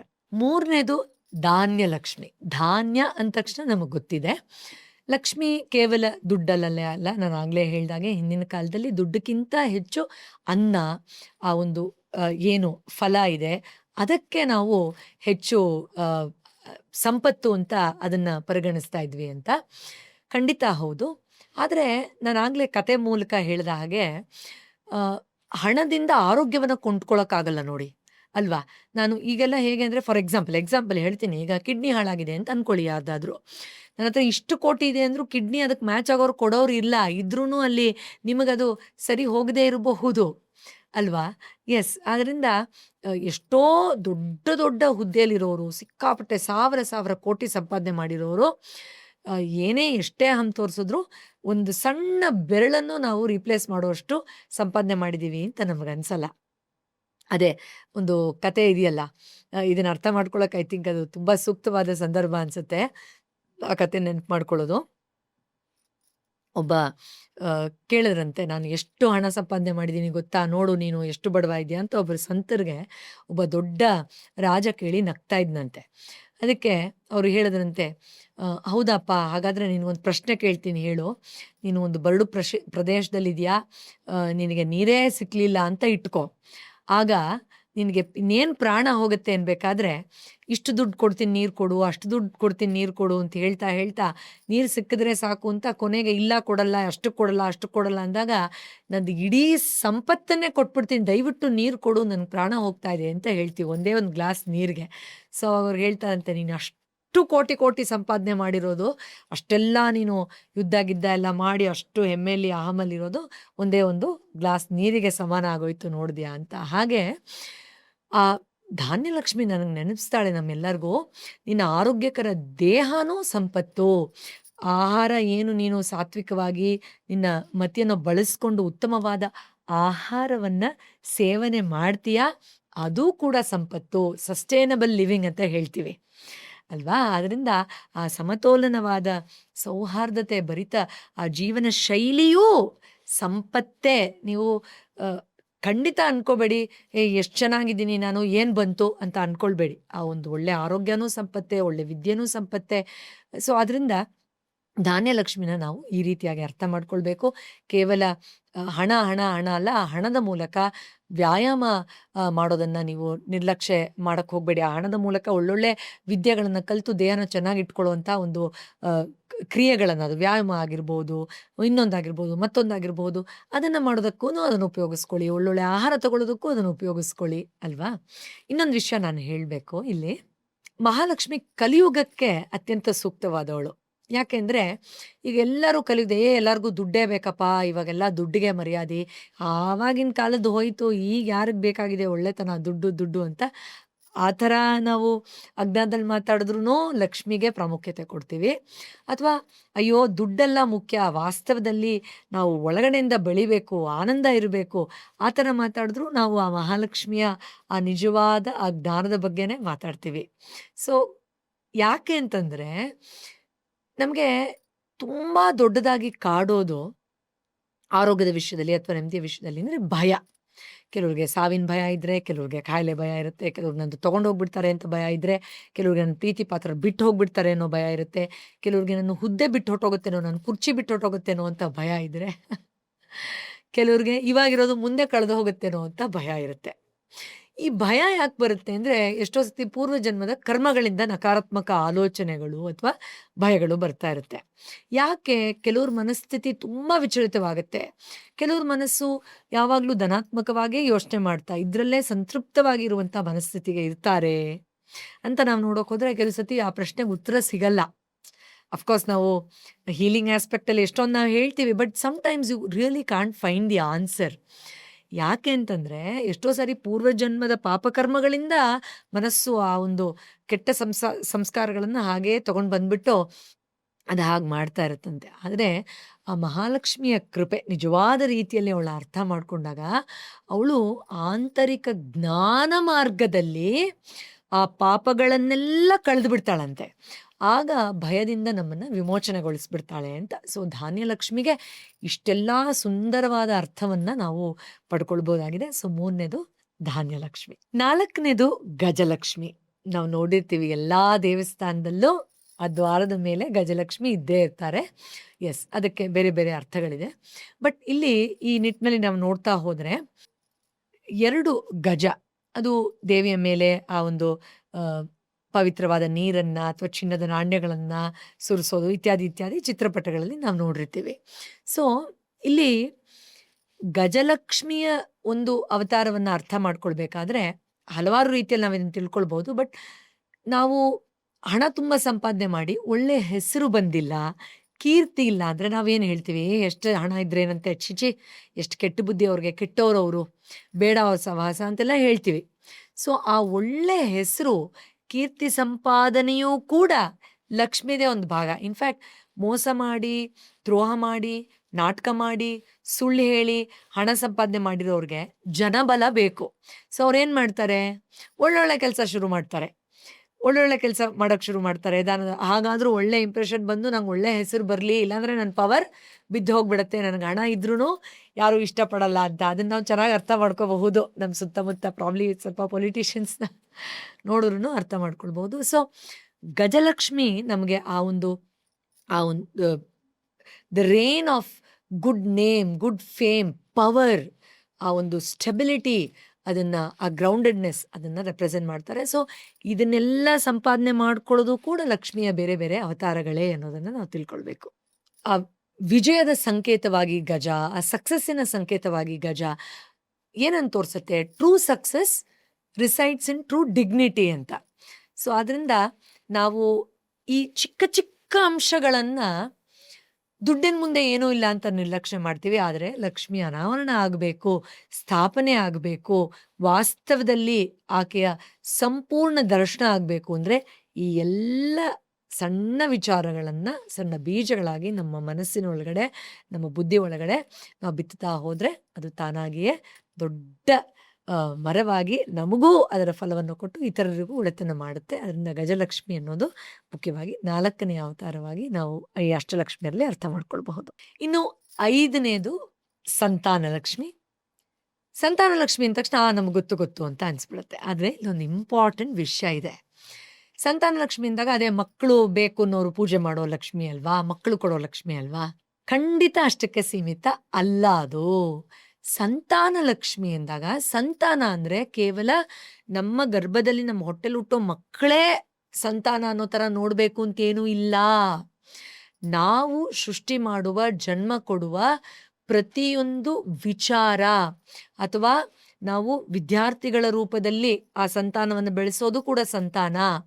ಒಳ್ಳೆ ಕ್ರಿಯೆಗಳು, ಒಳ್ಳೆ ಕರ್ಮಗಳು, ಒಳ್ಳೆ ಕೆಲಸಗಳು, ಸಮಾಜ ಸೇವೆ, ಅದರ ಮೂಲಕ ಬೆಳೆಸುವ ಸಂತಾನ ಕೂಡ ಸಂತಾನ. ಕೆಲವು ಸತ್ಸಂಗ ಮಾಡ್ತಾರೆ, ಆ ಸತ್ಸಂಗದಲ್ಲಿ ಜನರನ್ನು ಒಳ್ಳೆ ಮಾರ್ಗದಲ್ಲಿ ಬೆಳೆಸ್ತಾ ಹೋಗ್ತಾರೆ, ಅದು ಕೂಡ ಸಂತಾನ ವೃದ್ಧಿಯೇ.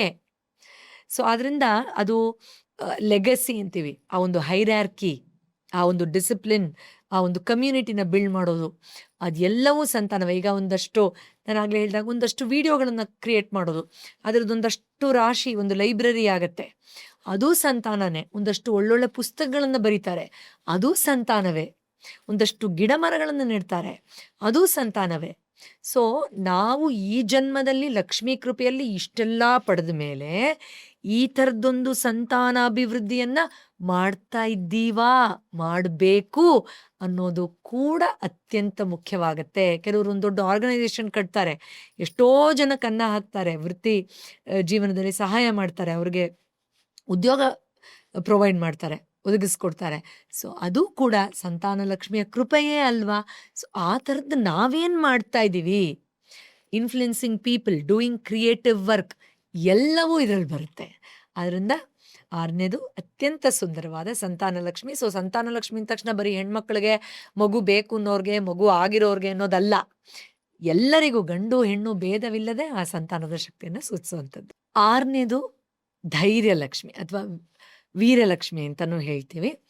ಧೈರ್ಯಲಕ್ಷ್ಮಿ ಅಂದ ತಕ್ಷಣ ಎಷ್ಟು ಅದ್ಭುತವಾದ ಒಳ ಅರ್ಥ ಇದೆ ಅಂದರೆ, ನಮ್ಮ ಆಂತರಿಕ ಶಕ್ತಿ, ಅದು ದೃಢತೆ ಇರಬಹುದು, ದೃಢ ಸಂಕಲ್ಪ ಇರಬಹುದು, ಆತ್ಮಸ್ಥೈರ್ಯ ಇರಬಹುದು, ಆತ್ಮವಿಶ್ವಾಸ ಇರಬಹುದು, ನಿರ್ಭಯತೆ ಇರಬಹುದು, ಎಲ್ಲವೂ ನಮಗೆ ನಮ್ಮ ಸಂಪತ್ತನ್ನು ಕಾಪಾಡ್ಕೊಳ್ಳೋದಕ್ಕೆ ಅಥವಾ ಹೆಚ್ಚು ಸಂಪತ್ತನ್ನು ಮಾಡ್ಕೊಳ್ಳೋದಕ್ಕೆ ಬೇಕೇ ಬೇಕಾದಂಥ ಅಂಶಗಳು. ಈಗ ಒಬ್ಬ ರಾಜ ಇರ್ತಾರೆ, ಅವರು ಸಾಕಷ್ಟು ದೊಡ್ಡ ರೀತಿಯಲ್ಲಿ ರಾಜ್ಯಭಾರವನ್ನು ಮಾಡ್ತಾ ಇದ್ದಾರೆ, ವಿಸ್ತಾರ ಮಾಡ್ತಾ ಉತ್ತಮವಾದ ರೀತಿಯಲ್ಲಿ ಮಾಡ್ತಿದ್ದಾರೆ ಅಂತ ಇಟ್ಕೊಳ್ಳಿ. ಶತ್ರುಗಳು ಬಂದಾಗ ತಮ್ಮ ಪ್ರಜೆಗಳನ್ನು ಕಾಪಾಡೋಷ್ಟು ಅವ್ರಿಗೆ ಧೈರ್ಯ ಇಲ್ಲ, ಚಾಣಾಕ್ಷತನ ಇಲ್ಲ, ಬುದ್ಧಿವಂತಿಕೆ ಇಲ್ಲ, ಹೇಡಿ ಥರ ಓಡೋಗ್ಬಿಡ್ತಾರೆ ಅಂದರೆ ಅಲ್ಲಿ ಲಕ್ಷ್ಮಿ ಅನಾವರಣ ಆಗಿದಾರ? ಇಲ್ಲ. ಪ್ರಕಟ ಆಗಿದಾರ? ಸಾಧ್ಯನೇ ಇಲ್ಲ. ಇಷ್ಟೆಲ್ಲ ಇದೇನು ಬಂತು? ಒಂದು ಧೈರ್ಯವಾಗಿ ಶತ್ರುಗಳನ್ನು ಎದುರಿಸೋಕ್ಕೆ ಯೋಗ್ಯತೆ ಇಲ್ಲ ಈ ರಾಜನಿಗೆ, ಇದ್ಯಾವ ಸೀಮೆ ರಾಜ ಅಂತ ನಾವು ಹೇಳ್ತೀವಿ ಅಲ್ವಾ? ಅದರಿಂದ ಆ ಧೈರ್ಯ ಲಕ್ಷ್ಮಿ ಕೇವಲ ಉತ್ತಮ ಹುದ್ದೆಯಲ್ಲಿರೋರ್ಗಲ್ಲ, ಪ್ರತಿನಿತ್ಯ ನಮ್ಮಲ್ಲಿ ಪ್ರಕಟ ಆಗುವಂಥವಳು ಅಲ್ವಾ? ನಾವು ಯಾರೋ ನಮ್ಮನ್ನು ಕ್ರಿಟಿಸೈಸ್ ಮಾಡಿದಾಗ, ಅಥವಾ ಏನೋ ಸಂಕಷ್ಟ ಬಂದಾಗ, ಅಥವಾ ಯಾರೋ ನಮಗೆ ನಮ್ಮ ಅವಕಾಶಗಳನ್ನು ಕಿತ್ಕೊಂಡಾಗ, ಅಥವಾ ಯಾರೋ ನಮ್ಮದನ್ನು ಬೇರೆ ಮಾಡಬೇಕು ಅಂತ ಏನೋ ಸಂಚು ಹಾಕಿದಾಗ, ಎಲ್ಲ ಸಂದರ್ಭದಲ್ಲೂ ನಮಗೆ ಬೇಕಾಗೋ ಆ ಒಂದು ಶಕ್ತಿ, ಆ ಧೈರ್ಯ, ಅದರ ಪ್ರತಿಬಿಂಬವಾಗಿ ಧೈರ್ಯಲಕ್ಷ್ಮಿಯನ್ನು ನಾವು ಪ್ರತಿನಿತ್ಯ ಒಳಗಡೆಯಿಂದ ಆರಾಧಿಸಬೇಕು. ಅದನ್ನು ನಮ್ಮ ಜೀವನ ಶೈಲಿಯ ಮೂಲಕ, ನಮ್ಮ ವಿಚಾರಧಾರೆಗಳ ಮೂಲಕ, ನಮ್ಮ ಆಚರಣೆಯ ಮೂಲಕ, ನಮ್ಮ ನಿತ್ಯ ಕರ್ಮಗಳ ಮೂಲಕ, ನಮ್ಮ ಧ್ಯಾನ ಕ್ರಿಯೆಗಳ ಮೂಲಕ, ನಮ್ಮ ಮನಸ್ಸನ್ನು, ಬುದ್ಧಿವಂತಿಕೆಯನ್ನು ಸರಿದಾರಿಯಲ್ಲಿ ನಡೆಸೋದರ ಮೂಲಕ ಅದನ್ನು ನಾವು ಪ್ರಕಟಿಸ್ತಾ ಹೋಗಬೇಕು. ಅದು ಕೂಡ ಖಂಡಿತ ಪ್ರತಿನಿತ್ಯ ಲಕ್ಷ್ಮಿಯ ಆರಾಧನೆಯೇ. ಆ ಲಕ್ಷ್ಮಿ ಇಲ್ಲ ಅಂದರೆ ನಾವು ಹೇಳ್ತೀವಿ, ಅವರಪ್ಪ ಎಷ್ಟೊಂದು ಸಂಪಾದನೆ ಮಾಡಿದ್ರು, ಇವನ್ನೆಲ್ಲ ಕೆಟ್ಟಚಟಕ್ಕೆ ಬಿದ್ದು ಸರಿಯಾಗಿ ನೋಡ್ಕೊಳ್ದೆ ಎಲ್ಲ ಹಾಳು ಮಾಡ್ದ ಅಂತ ಹೇಳ್ತೀವಿ. ಸೊ ಎಲ್ಲಿ ಧೈರ್ಯಲಕ್ಷ್ಮಿ ಇಲ್ವೋ ಅಲ್ಲಿ ಮತ್ತೆ ನಿಮಗೆ ಧನಲಕ್ಷ್ಮಿ, ಧಾನ್ಯಲಕ್ಷ್ಮಿ, ಸಂತಾನಲಕ್ಷ್ಮಿ ಯಾರೂ ಉಳಿಯಲ್ಲ, ಎಲ್ಲ ಹೊಟ್ಟೋಗ್ಬಿಡ್ತಾರೆ. ಸೊ ಅದರಿಂದ ಒಳಗಡೆಯಿಂದ ಒಂದು ಇನ್ನರ್ ಸ್ಟೆಬಿಲಿಟಿ ಅಥವಾ ಒಂದು ಇನ್ನರ್ ವೆಲ್ತ್ ಏನಿದೆ, ಅದು ನಾನಾಗಲೇ ಹೇಳಿದಾಗೆ ನಮ್ಮ ಕಾನ್ಫಿಡೆನ್ಸ್ ರೀತಿಯಲ್ಲಿ, ವಿಲ್ ಪವರ್ ರೀತಿಯಲ್ಲಿ, ಕ್ಲಾರಿಟಿ ರೀತಿಯಲ್ಲಿ ಪ್ರಕಟಗೊಳ್ತಾಳೆ. ಆದ್ದರಿಂದ ಧೈರ್ಯಲಕ್ಷ್ಮಿ ಅಥವಾ ವೀರಲಕ್ಷ್ಮಿ 6ನೇಯ ಸುಂದರವಾದ ಲಕ್ಷ್ಮಿ. 7ನೇದು ವಿಜಯಲಕ್ಷ್ಮಿ. ವಿಜಯ ಅಂದ ತಕ್ಷಣ ನೋಡಿ, ಈ ಎಲ್ಲ ಬೇರೆ ಬೇರೆ ಲಕ್ಷ್ಮಿಯ ಅವತಾರಗಳು ಎಷ್ಟು ಸುಲಭವಾಗಿ ಅದರ ಹೆಸರಲ್ಲೇ ಅರ್ಥ ಮಾಡ್ಕೊಳ್ಬಹುದು. ಆದರೆ ಸೂಪರ್ಫಿಷಿಯಲ್ ಆಗು ಅರ್ಥ ಮಾಡ್ಕೊಳ್ಬೋದು, ಒಳಗಡೆನೂ ಹೋಗಿ ಅರ್ಥ ಮಾಡ್ಕೊಳ್ಬೋದು. ಈಗ ಆಗಲೇ ನಾನು ಧನಲಕ್ಷ್ಮಿ ಅಂತ ಹೇಳಿದೆ. ಧನಲಕ್ಷ್ಮಿ ಅಂದ ತಕ್ಷಣ ದುಡ್ಡು ಕೊಡೋ ಲಕ್ಷ್ಮಿ ಅಂತ ಅನಿಸ್ಬಿಡತ್ತೆ. ಆದರೆ ವಾಸ್ತವದಲ್ಲಿ ಯಾವ ರೀತಿ ಧನ, ಯಾವ ರೀತಿ ಹಣ ಅನ್ನೋದು ಆಮೇಲೆ ನಮಗೆ ಗೊತ್ತಾಯಿತು. ಧಾನ್ಯಲಕ್ಷ್ಮಿ ಅಂದ ತಕ್ಷಣ ಅದೇ ಊಟ ಗೀಟ ಗ್ರೇನ್ಸು ಅಂತ ಅನಿಸುತ್ತೆ. ಬಟ್ ವಾಸ್ತವದಲ್ಲಿ ಏನು ಅಂತ ಒಳಗಡೆ ಹೋದಾಗ ಗೊತ್ತಾಗುತ್ತೆ. ಸಂತಾನ ಅಂದ ತಕ್ಷಣ ಮಕ್ಕಳು ಗಿಕ್ಳು ಅಂತ ಅನಿಸುತ್ತೆ. ಬಟ್ ಸಮಾಧಾನವಾಗಿ ಒಳಗಡೆಯಿಂದ ಯೋಚನೆ ಮಾಡಿದಾಗ ಇದೆಲ್ಲವೂ ಸಂತಾನವೇ ಅಂತ ಗೊತ್ತಾಗತ್ತೆ. ಸೊ ಅದರಿಂದ ನಾವು ಅದು ಆ ಪದದ ಮೇಲೆ ಧ್ಯಾನ ಮಾಡಿದಾಗ ಆ ಲಕ್ಷ್ಮಿ ಒಳಗಡೆ ಹೇಗೆ ಪ್ರಕಟ ಆಗ್ತಾರೆ ಅನ್ನೋದು ನಮ್ಗೆ ಗೊತ್ತಾಗುತ್ತೆ. ಮತ್ತು ಅದು ಅವತಾರದ ನಿಜ ಅರ್ಥವನ್ನು ಅಳವಡಿಸ್ಕೊಳ್ಳೋದು ನಮಗೆ ಗೊತ್ತಾಗ್ತಾ ಹೋಗುತ್ತೆ.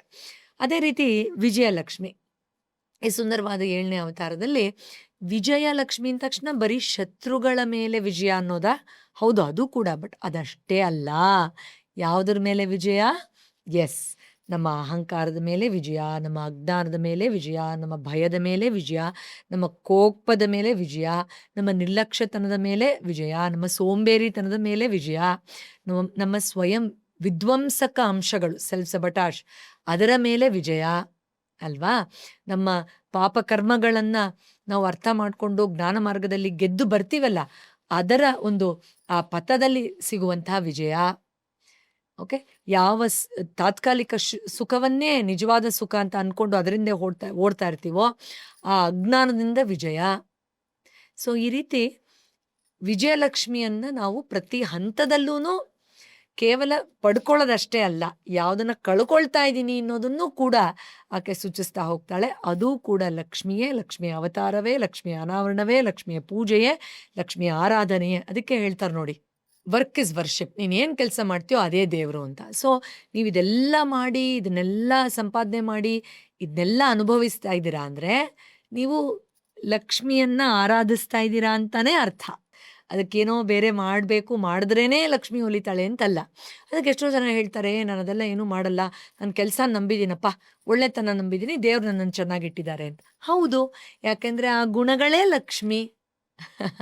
ಎಸ್, ಬಟ್ ಅದನ್ನು ಈ ರೀತಿ ಆಧ್ಯಾತ್ಮಿಕವಾಗಿ ನೋಡಿದಾಗ ನಾನೇ ಮಾಡಿದೆ ಅನ್ನೋ ಅಹಂ ಇರಲ್ಲ, ಅವ್ರು ಮಾಡಿಸ್ತಾ ಇದ್ದಾರೆ ಅನ್ನೋ ಶರಣಾಗತಿ ಇರುತ್ತೆ. ಇನ್ನು ಉತ್ತಮವಾದ ರೀತಿಯಲ್ಲಿ ಅದನ್ನು ಅನುಭವಿಸ್ಬೋದಾಗಿದೆ. ಅದರಿಂದ ಈ ರೀತಿಯ ಆಧ್ಯಾತ್ಮಿಕ ಒಂದು ಅನುಭವ, ಅರಿವು ಇನ್ನೂ ಸುಂದರ ಮತ್ತು ಸೊಗಸಾಗಿದೆ. ಇನ್ನು ವಿದ್ಯಾಲಕ್ಷ್ಮಿ. ಎಸ್, ವಿದ್ಯಾಲಕ್ಷ್ಮಿ ಅಂದ ತಕ್ಷಣ ನಮ್ಮೆಲ್ಲರಿಗೂ ಗೊತ್ತಿದೆ ಆ ಸರಸ್ವತಿಯ ಜ್ಞಾನದ ಅಂಶ ಅಂತ. ಆದರೆ ಇಲ್ಲಿ ವಿದ್ಯಾಲಕ್ಷ್ಮಿ ಆ ಅತ್ಯಂತ ಉನ್ನತವಾದ ಜ್ಞಾನದ ಪ್ರತಿಬಿಂಬವಾಗಿ ಯಾವೆಲ್ಲ ಸುಖ ಸೌಲಭ್ಯಗಳನ್ನು ನಾವು ಅನುಭವಿಸಿ ಆ ಪರಮ ಸತ್ಯವನ್ನು ತಿಳ್ಕೊಳ್ಳೇಬೇಕೋ ಆ ಒಂದು ಹೈಯೆಸ್ಟ್ ಲೆವೆಲ್ ಆಫ್ ಪ್ರಾಸ್ಪೆರಿಟಿಯನ್ನೇ ವಿದ್ಯೆಯಾಗಿ ತೋರಿಸ್ತಾ ಇರೋಳಂಥವಳು. ಅದರಿಂದ ವಿದ್ಯಾಲಕ್ಷ್ಮಿ ಖಂಡಿತ ಯಾವುದನ್ನೆಲ್ಲ ತೆಗಿತಾಳೆ, ಅಜ್ಞಾನದ ಬೇರೆ ಬೇರೆ ಮುಖಗಳನ್ನು, ಯಾವ ಒಂದು ವಿದ್ಯೆ ರೂಪದಲ್ಲಿ ಆ ಸಂಪತ್ತನ ಸಮೃದ್ಧಿಯನ್ನು ನಮ್ಮೊಳಗಡೆ ಅನುಭವಿಸೋದಕ್ಕೆ ನಮಗೆ ಕೃಪೆಯನ್ನು ಕೊಡ್ತಾಳೆ. ಅದು ಕಲೆ ಇರಬಹುದು, ಅದು ಬೇರೆ ಬೇರೆ ವಿದ್ಯೆಗಳಿರಬಹುದು, ಅದು ಬೇರೆ ಬೇರೆ ರೀತಿಯ ಜ್ಞಾನಗಳಿರಬಹುದು, ಅಥವಾ ನಾವು ಯಾವುದನ್ನು ಕಲಿಯೋದ್ರ ಮೂಲಕ ನಾವು ದುಡ್ಡಿನ ಹಿಂದೆ ಹೋಗಿ ಅದನ್ನು ಸಂಪಾದನೆ ಮಾಡಬೇಕು ಅಂತಲ್ಲ, ಅದು ಇದ್ದಾಗ ತಾನಾಗಿಯೇ ಹಣದ ಅಥವಾ ಧನದ ಲಕ್ಷ್ಮಿ ತಾನಾಗಿಯೇ ಬರ್ತಾಳೋ ಅದೆಲ್ಲವನ್ನು ಅಂತ ಹೇಳಬಹುದು.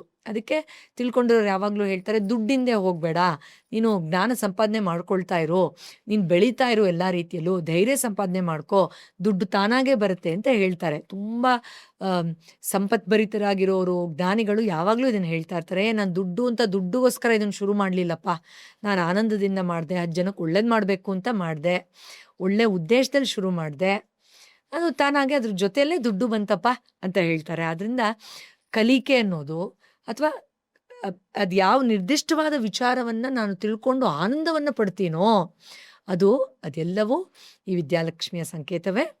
ಆದ್ದರಿಂದ ಈ ಸುಂದರವಾದ 8 ಅವತಾರಗಳು ಆ ಜಗನ್ಮಾತೆದು 8 ಬೇರೆ ಬೇರೆ ಹಂತದಲ್ಲಿ ಅನಾವರಣಗೊಳ್ತಾ ನಮಗೆ ಆ ವಿಚಾರಗಳನ್ನ ತಿಳಿಸ್ತಾ ಹೋಗುತ್ತೆ. ಎಷ್ಟೊಂದು ಸಾರಿ ಕೆಲವ್ರ ಮನೇಲಿ ಅವರು ಪೂಜೆ ಮಾಡ್ತಾರೋ ಬಿಡ್ತಾರೋ ಅಥವಾ ಸ್ಪಿರಿಚುವಲ್ ಆಗಿದ್ದಾರೋ ಇಲ್ವೋ, ಎಲ್ಲದಕ್ಕಿಂತ ಹೊರತಾಗಿ ಹಣದ ಸಮಸ್ಯೆನೇ ಇರಲ್ಲ. ಕೆಲವ್ರ ಮನೇಲಿ ಹಣ ಹೇಗೆ ಹರಿತಿರುತ್ತೆ ಅಂದ್ರೆ ಅಂತಿರ್ತೀವಿ ಗೊತ್ತಾ, ಅವ್ರ ಮೇಲೆ ಏನು ಬಿಡಪ್ಪ ಲಕ್ಷ್ಮಿ ನಾಟ್ಯ ಆಡ್ತಾ ನಾಟ್ಯ ಆಡ್ತಾಳೆ, ಲಕ್ಷ್ಮಿ ನೆಲೆಸ್ಬಿಟ್ಟಿಯಾಳೆ. ಹೌದು ಹೌದು, ಇನ್ ಕೆಲವ್ರು ಎಷ್ಟೇ ಕಷ್ಟಪಟ್ಟರು ಕೂಡ ಅವ್ರ ಮನೆಗೆ ಹಣ ಸೇರಲ್ಲ, ದುಡ್ಡು ನಿಲ್ಲಲ್ಲ. ಲಕ್ಷ್ಮಿ ಅವ್ರಿಗೆ ಇರಲ್ಲ ಅಂತೆಲ್ಲ ಈಗ ನಿಮ್ಮ ಮನೆಗೆ ಲಕ್ಷ್ಮಿ ಒಲಿಬೇಕು ಅಂದ್ರೆ ನೀವು ಮನೇನ ಹೇಗೆ ಇಟ್ಕೊಬೇಕು, ಅಥವಾ ಯಾಕೆ ಮಹಾಲಕ್ಷ್ಮಿ ಕೆಲವ್ರ ಮನೆಗಳು ಮಾತ್ರ ಒಲಿತಾರೆ? ಲಕ್ಷ್ಮಿ ಎಲ್ಲಿ ನೆಲ್ಸಕ್ಕೆ ಇಷ್ಟಪಡ್ತಾರೆ, ಎಲ್ಲಿ ನೆಲ್ಸಕ್ಕೆ ಇಷ್ಟಪಡಲ್ಲ ಅನ್ನೋದಕ್ಕೆ ಹಲವಾರು ಸೂತ್ರಗಳಿವೆ. ಈ ಕ್ಷಣದಲ್ಲಿ ನನಗೆ ನೆನಪಾಗೋದು ಅನಿಸೋದನ್ನು ಹೇಳ್ತಾ ಹೋಗ್ತೀನಿ ಸರ್. ಒಂದು, ಖಂಡಿತ ಎಲ್ಲಿ ಹೆಣ್ಮಕ್ಕಳನ್ನ ಗೌರವಿಸ್ತಾರೋ, ಎಲ್ಲಿ ಅವ್ರನ್ನ ಪ್ರೀತಿಯಿಂದ ನೋಡ್ಕೊಳ್ತಾರೋ, ಎಲ್ಲಿ ಆಕೆಯಲ್ಲಿ ಆ ಒಂದು ದೈವಿ ಶಕ್ತಿಯನ್ನು ಗಮನಿಸಿ ಅವರ ಜೊತೆಯಲ್ಲಿ ಪ್ರೀತಿ, ಸೌಹಾರ್ದತೆ, ಶಾಂತಿಯಿಂದ ಸಂಸಾರವನ್ನು ತೂಗಿಸ್ಕೊಂಡು ಹೋಗ್ತಾರೋ ಆ ಥರದ ಮನೆಯಲ್ಲಿ ಲಕ್ಷ್ಮಿ ಖಂಡಿತ ಇರ್ತಾರೆ.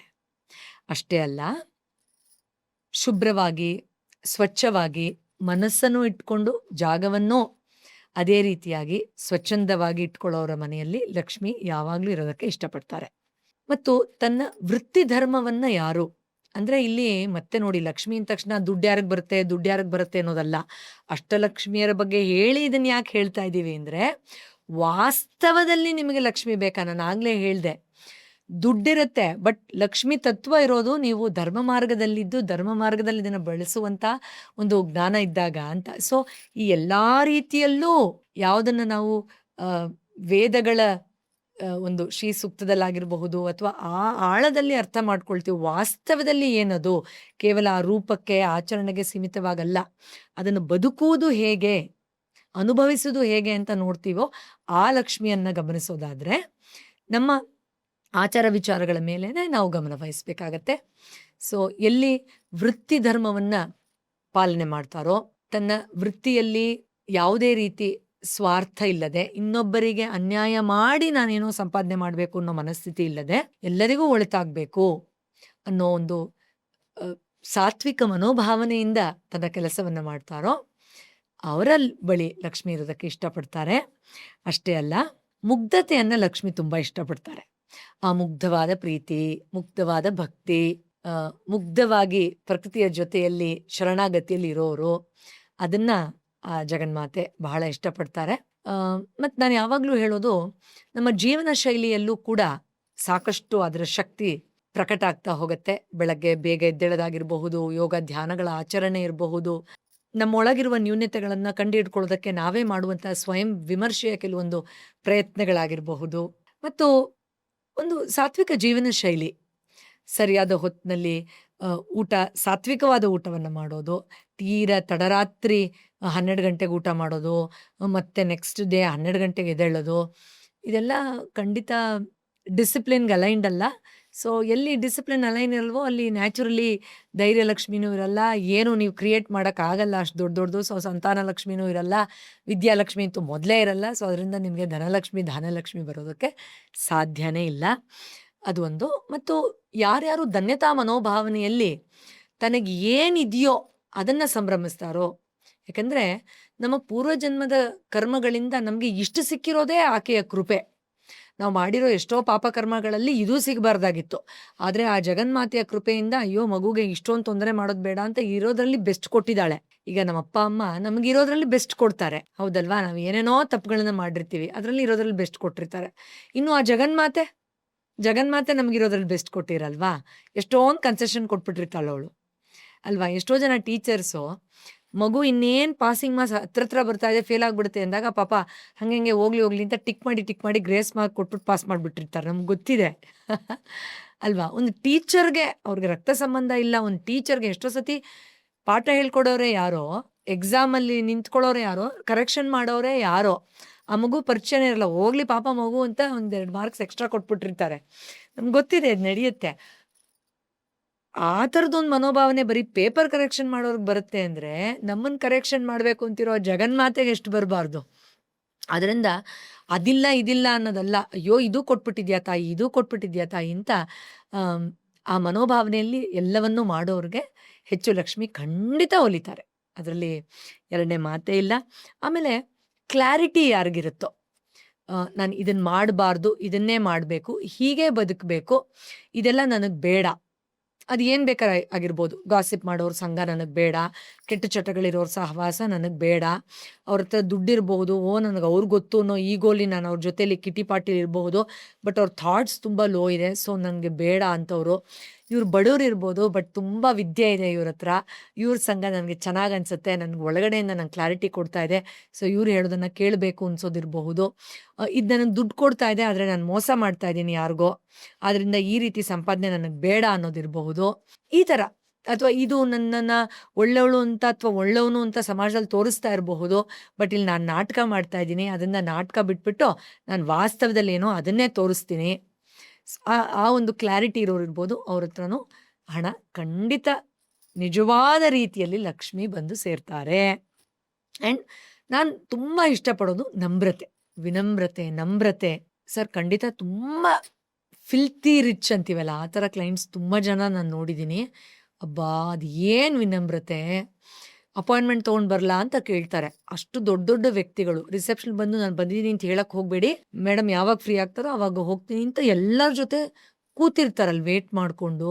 ಪಾಪ ನಮಗಂತೂ ಆಶ್ಚರ್ಯ ಅನಿಸುತ್ತೆ ಅದೆಲ್ಲ ನೋಡ್ತಾ ಇದ್ರೆ. ಅಯ್ಯೋ ಈ ಥರನೂ ಇರ್ತಾರ, ಇಷ್ಟು ರಿಚ್ ಆಗಿರೋರು ಇಷ್ಟು ಹಂಬಲ್ ಆಗಿರೋಕ್ಕೆ ಸಾಧ್ಯನಾ ಅಂತ. ಸೊ ಆ ಒಂದು ಹಂಬಲ್ನೆಸ್ ಇರೋರು ತುಂಬ ಇಷ್ಟಪಡ್ತಾಳಂತೆ ಮಹಾಲಕ್ಷ್ಮಿ. ಅಯ್ಯೋ ಮುದ್ದು ಮಗು ಅಂತ, ನಮಗೆ ಇನ್ನೋಸೆಂಟ್ ಮಗು, ಯಾವತ್ತೂ ನನಗೆ ಕಾಟ ಕೊಟ್ಟಿಲ್ಲ ಅಂತ ಇರೋ 3 ಜನ ಮಕ್ಕಳಲ್ಲಿ ಯಾವತ್ತೂ ನನ್ನ ಮೇಲೆ ಬೈದಿಲ್ಲ ರೇಗಿಲ್ಲ ಅನ್ನೋರು ಹೆಚ್ಚು ಇಷ್ಟಪಡ್ತಾಳಲ್ವ ತಾಯಿ. ಆ ಥರ ಹಂಬಲ್ನೆಸ್ನ ಹೆಚ್ಚು ಇಷ್ಟಪಡುತ್ತೆ. ಆಮೇಲೆ ಸತ್ಯ ಇರೋಳ ಕಡೆ ಖಂಡಿತ, ಯಾಕಂದರೆ ನಾವು ಇದೆಲ್ಲ ಮಾಡ್ತಾ ಇರೋದೇ ಪರಮ ಸತ್ಯದ ಅನಾವರಣಕ್ಕೆ. ಆದ್ದರಿಂದ ಸತ್ಯ ಇದ್ದ ಕಡೆ ಇರ್ತಾಳೆ. ನೀವು ಅಸತ್ಯ ಮಾರ್ಗದಲ್ಲಿದ್ದು ನಾನು ಸುಳ್ಳು ಹೇಳಿದ್ದಕ್ಕೆ ನಾನು ಇಷ್ಟೊಂದು ದುಡ್ಡು ಮಾಡಿರೋದು ಅಂತಿದ್ರೆ, ನಿಮ್ಮ ಹತ್ರ ಕರೆನ್ಸಿ ಇರಬಹುದು, ಬ್ಯಾಂಕಲ್ಲಿ ಬ್ಯಾಲೆನ್ಸ್ ಇರಬಹುದು, ಮಹಾಲಕ್ಷ್ಮಿ ನಿಮಗೆ ಯಾವತ್ತೂ ಒಲಿಯೋಕ್ಕೆ ಸಾಧ್ಯ ಇಲ್ಲ. ವಾಸ್ತವದಲ್ಲಿ ಯಾವ ಲಕ್ಷ್ಮಿಯನ್ನು ಸಂಪಾದನೆ ಮಾಡಬೇಕು ಅಂತ ನೀವು ಇಷ್ಟೆಲ್ಲ ಮಾಡಿದ್ರು ಅವ್ರು ನಿಮ್ಮ ಜೊತೆಯಲ್ಲಿ ಇರಲ್ಲ. ಆ ಲಕ್ಷ್ಮಿಯನ್ನು ಸಂಪಾದನೆ ಮಾಡಿದ್ರೆ ಎಷ್ಟು ಆನಂದ ಬರುತ್ತೆ ಅಂದರೆ, ಅಯ್ಯೋ 10 ರೂಪಾಯಿ ಸಿಕ್ಕಿದ್ರೂ ಪರಮಾನಂದ, 2 ರೂಪಾಯಿ ಖರ್ಚು ಮಾಡಿದ್ರೂ ಆನಂದ, ಇನ್ನೊಬ್ಬರಿಗೆ ನೀವು ಅದನ್ನು ಕೊಟ್ಟರೂ ಆನಂದ. ನೀವು ಕೊಡ್ಬೇಕಾದ್ರೆ ಬೈಕೊಂಡು ಕೊಡಲ್ಲ, ಖರ್ಚು ಮಾಡ್ಬೇಕಾದ್ರೆ ಶಾಪ ಹಾಕ್ಕೊಂಡು ಖರ್ಚು ಮಾಡಲ್ಲ. ನೀವೇನೋ ಸಂಪಾದನೆ ಮಾಡಿ ಅನುಭವಿಸಿ ಹಾಕ್ಕೊಂಡ್ರೆ, ಈಗ ನೋಡಿ ಒಂದು ರೇಷ್ಮೆ ಸೀರೆ ಹಾಕ್ಕೊಂಡ್ರೆ ಎಷ್ಟು ಆನಂದ ಅನಿಸುತ್ತೆ. ಒಂದು 10 ಜನ ಬಂದು ಅಯ್ಯೋ ಅಮ್ಮ ಎಷ್ಟು ಚೆನ್ನಾಗಿ ಕಾಣಿಸ್ತೀಯ ತಾಯಿ ರೇಷ್ಮೆ ಸೀರೆಲಿ ಅಂತಾರೆ, ಆನಂದ ಬರುತ್ತೆ. ಅದೇ ನೀವು ಆ ಆನಂದ ಮಾರ್ಗದಲ್ಲಿ ಅದನ್ನು ಸಂಪಾದನೆ ಮಾಡಲಿಲ್ಲ ಅಂದರೆ 100 ರೇಷ್ಮೆ ಸೀರೆ ಇರುತ್ತೆ, ಸದ್ಯಕ್ಕೆ ಒಂದು ಚೆನ್ನಾಗಿರೋ ಸೀರೆ ಹಾಕ್ಕೊಳ್ಳೋಕ್ಕೂ ಮೈಂಡ್ ಬರ್ತಾರ, ಸ್ನಾನ ಮಾಡಕ್ಕೆ ಮೈಂಡ್ ಬರ್ತಾರಲ್ಲ. ಸೊ ಅದರಿಂದ ಈ ಥರದ ಜಾಗಗಳಲ್ಲಿ ಲಕ್ಷ್ಮಿ ಇರ್ತಾರೆ, ಈ ಥರದ ಜಾಗಗಳಲ್ಲಿ ಇರಲ್ಲ. ಮುಖ್ಯವಾಗಿ ಗೌರವ ಇರಬೇಕು, ಹೆಣ್ಮಕ್ಳ ಮೇಲೆ ಪ್ರೀತಿ ಇರಬೇಕು, ಅವ್ರನ್ನ ಚೆನ್ನಾಗಿ ನೋಡ್ಕೊಳ್ಳೇಬೇಕು ಅನ್ನೋಂಥ ಒಂದು ಕ್ಲಾರಿಟಿ ಇರಬೇಕು. ತುಚ್ಛವಾದ ಮಾತುಗಳಲ್ಲಿ ಮನೇಲಿರೋ ಹೆಣ್ಮಕ್ಳನ್ನ ಹೆಂಡ್ತಿನ ಬೈಯೋದು, ಅಕ್ಕ ತಂಗಿಯರಿಗೆ ಮೋಸ ಮಾಡೋದು ಖಂಡಿತ ಅವ್ರ ಎದೆಯಲ್ಲಿ ಲಕ್ಷ್ಮಿ ಇರೋಕ್ಕೆ ಸಾಧ್ಯನೇ ಇಲ್ಲ. ಅದರಿಂದ ಗಮನಿಸಬೇಕಾಗಿರೋ ವಿಷಯಗಳು ಚಿಕ್ಕದು, ಬಟ್ ತುಂಬ ದೊಡ್ಡ ರೀತಿಯಲ್ಲಿ ಇಂಪ್ಯಾಕ್ಟ್ ಮಾಡೋದು. ಈಗ ಮಹಾಲಕ್ಷ್ಮಿ ವಿಚಾರವಾಗಿ ಕನಕದಾರ ಸ್ತೋತ್ರ ಅಂದ್ರೆ ಶಂಕರಾಚಾರ್ಯರು ಏನು ಆ ಒಂದು ಚಿನ್ನದ ನಲ್ಲಿಕಾಯಿಗಳನ್ನ ಮಳೆನ ಸುರಿಸಿದ್ರು, ಈ ಶ್ರೀ ಸೂಕ್ತ ಆಗ್ಬೋದು, ವೇದಗಳದ್ದು ಮಹಾಲಕ್ಷ್ಮಿಗೆ ಬಹಳ ಇಷ್ಟವಾದದ್ದು. ಈಗ ಕನಕದಾರ ಸ್ತೋತ್ರ ನೀವು ಕೇಳಿದ್ರೆ ಹೇಳಿದ್ರೆ ನಿಮಗೆ ಯಾವುದೇ ತರದ ಹಣದ ಸಮಸ್ಯೆನೇ ಇಲ್ಲ ಅಂತ ಅಂದ್ರೆ, ಇಷ್ಟಕ್ಕೂ ಈ ಸ್ತೋತ್ರ ಏನ್ ಹೇಳುತ್ತೆ? ಹೌದು, ಕನಕದಾರ ಸ್ತೋತ್ರ ನಮ್ಮೆಲ್ಲರಿಗೂ ಗೊತ್ತಿರೋ ಹಾಗೆ ಆದಿಶಂಕರರು ಹೀಗೆ ಭಿಕ್ಷಾಟನೆ ಮಾಡ್ಬೇಕಾದ್ರೆ ಹೆಂಗಸ್ ಯಾವಾಗಲೂ ಅಂದ್ಕೊಳ್ಳೋರಂತೆ, ಎಲ್ಲರ ಮನೆಗೂ ಹೋಗ್ತಾರೆ, ನನ್ನ ಮನೆಗೆ ಬರಬಾರ್ದಾ, ನಾನು ಸೇವೆ ಮಾಡ್ಬೋದಲ್ಲ ಆ ಮಗುಗೆ ಅಂತ. ಆದರೆ ಒಂದಿನ ಬಂದಾಗ ಅವ್ರ ಮನೆಯಲ್ಲಿ ಏನೂ ಇರೋದೇ ಇಲ್ವಂತೆ ಪಾಪ. ಆಗ ಓಡೋಗಿ ತಡ್ಕಾಡ್ದಾಗ ಒಂದು ಒಣಗೋಗಿರೋ ನೆಲ್ಲಿಕಾಯಿ ಇರುತ್ತಂತೆ.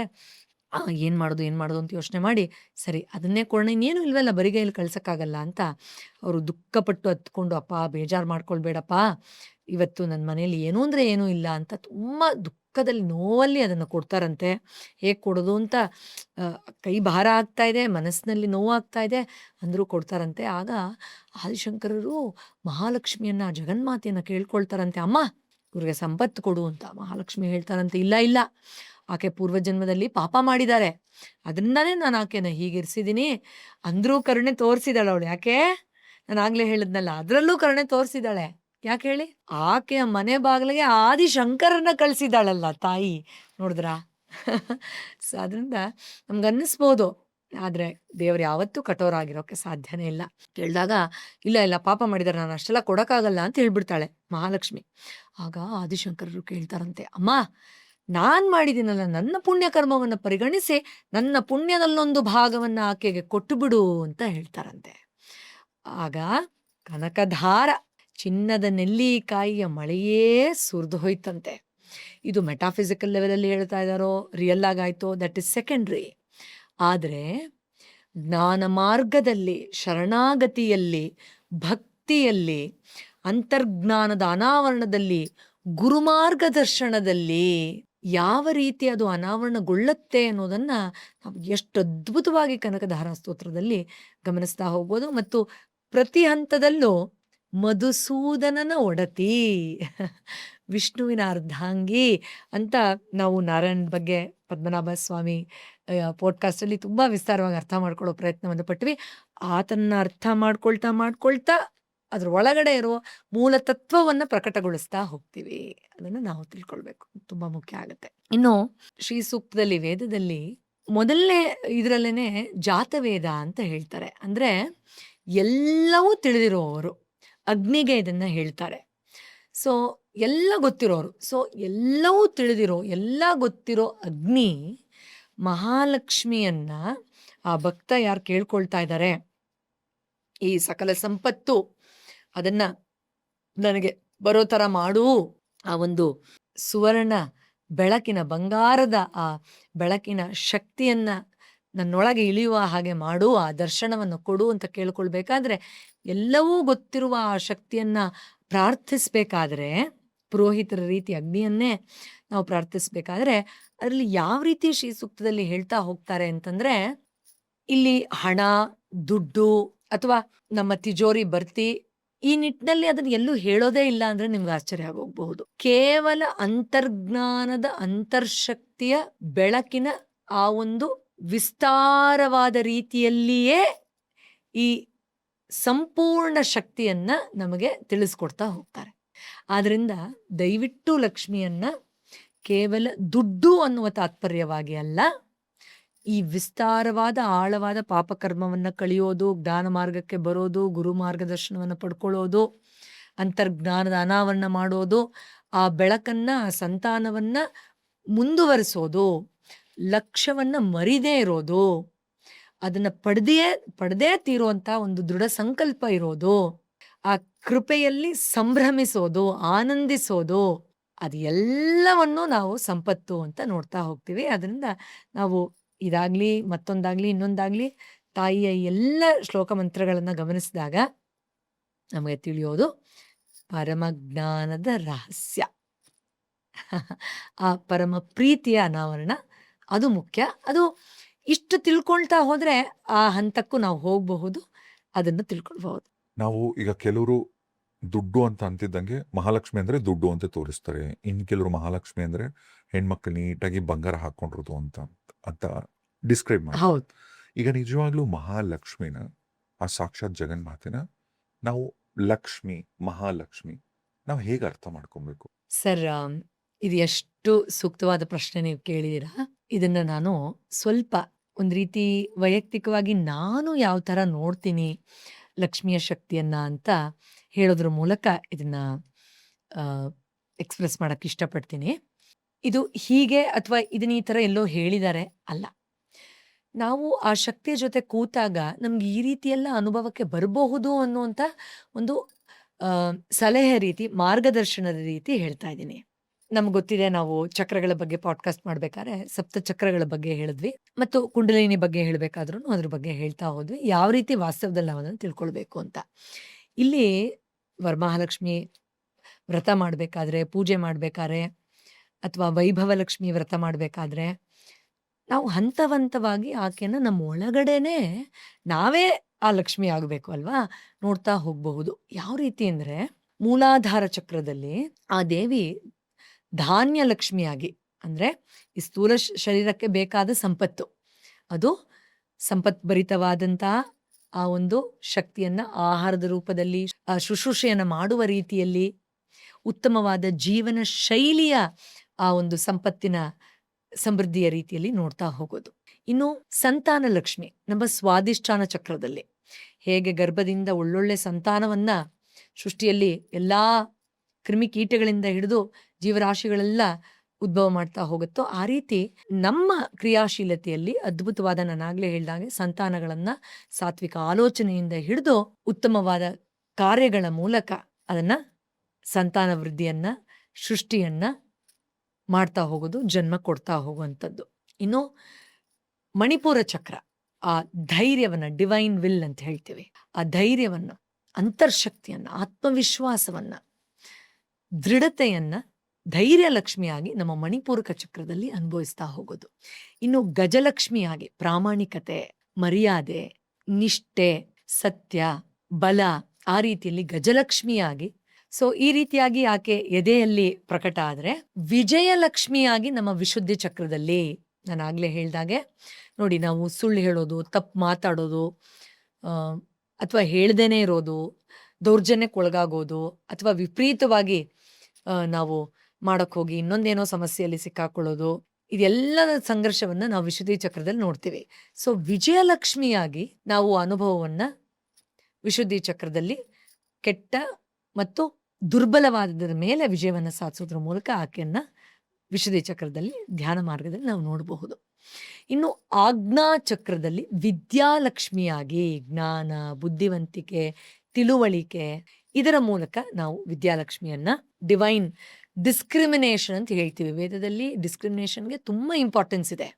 ಯಾವುದು ಒಳ್ಳೇದು, ಯಾವುದು ಒಳ್ಳೇದಲ್ಲ, ಯಾವ್ದು ತಗೊಳ್ಬೇಕು, ಯಾವ್ದು ತಗೊಳ್ಬಾರ್ದು. ಆ ಡಿವೈನ್ ಡಿಸ್ಕ್ರಿಮಿನೇಷನ್ ಎಬಿಲಿಟಿ ತುಂಬ ಜನಕ್ಕೆ ಇರಲ್ಲ. ಅಲ್ಲೇ ತುಂಬ ಜನ ಯಾಮಾರ್ಬಿಡ್ತಾರೆ.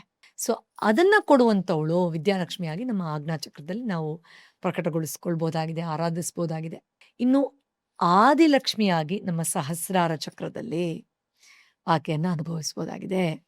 ಸೊ ನಾನು ಆಗಲೇ ಶುರುವಿನಲ್ಲಿ ಹೇಳಿದಾಗೆ ಆ ಪರಮಜ್ಞಾನ, ಪರಮಸತ್ಯ, cosmic reality, universal truth, divine consciousness ಅದನ್ನು ಎಕ್ಸ್ಪೀರಿಯನ್ಸ್ ಮಾಡೋದಕ್ಕೆ ನಾವು ಆ ಸಹಸ್ರದಳದ ಕಮಲದಲ್ಲಿ, ಸಹಸ್ರಾರ ಚಕ್ರದಲ್ಲಿ ಆದಿಲಕ್ಷ್ಮಿಯನ್ನ ಗಮನಿಸ್ಬೋದು. ಇನ್ನೊಂದಿದೆ ಅದರ ಮೇಲೆ, ಸೋಲ್ ಸ್ಟಾರ್ ಅಂತ ಹೇಳ್ತೀವಿ.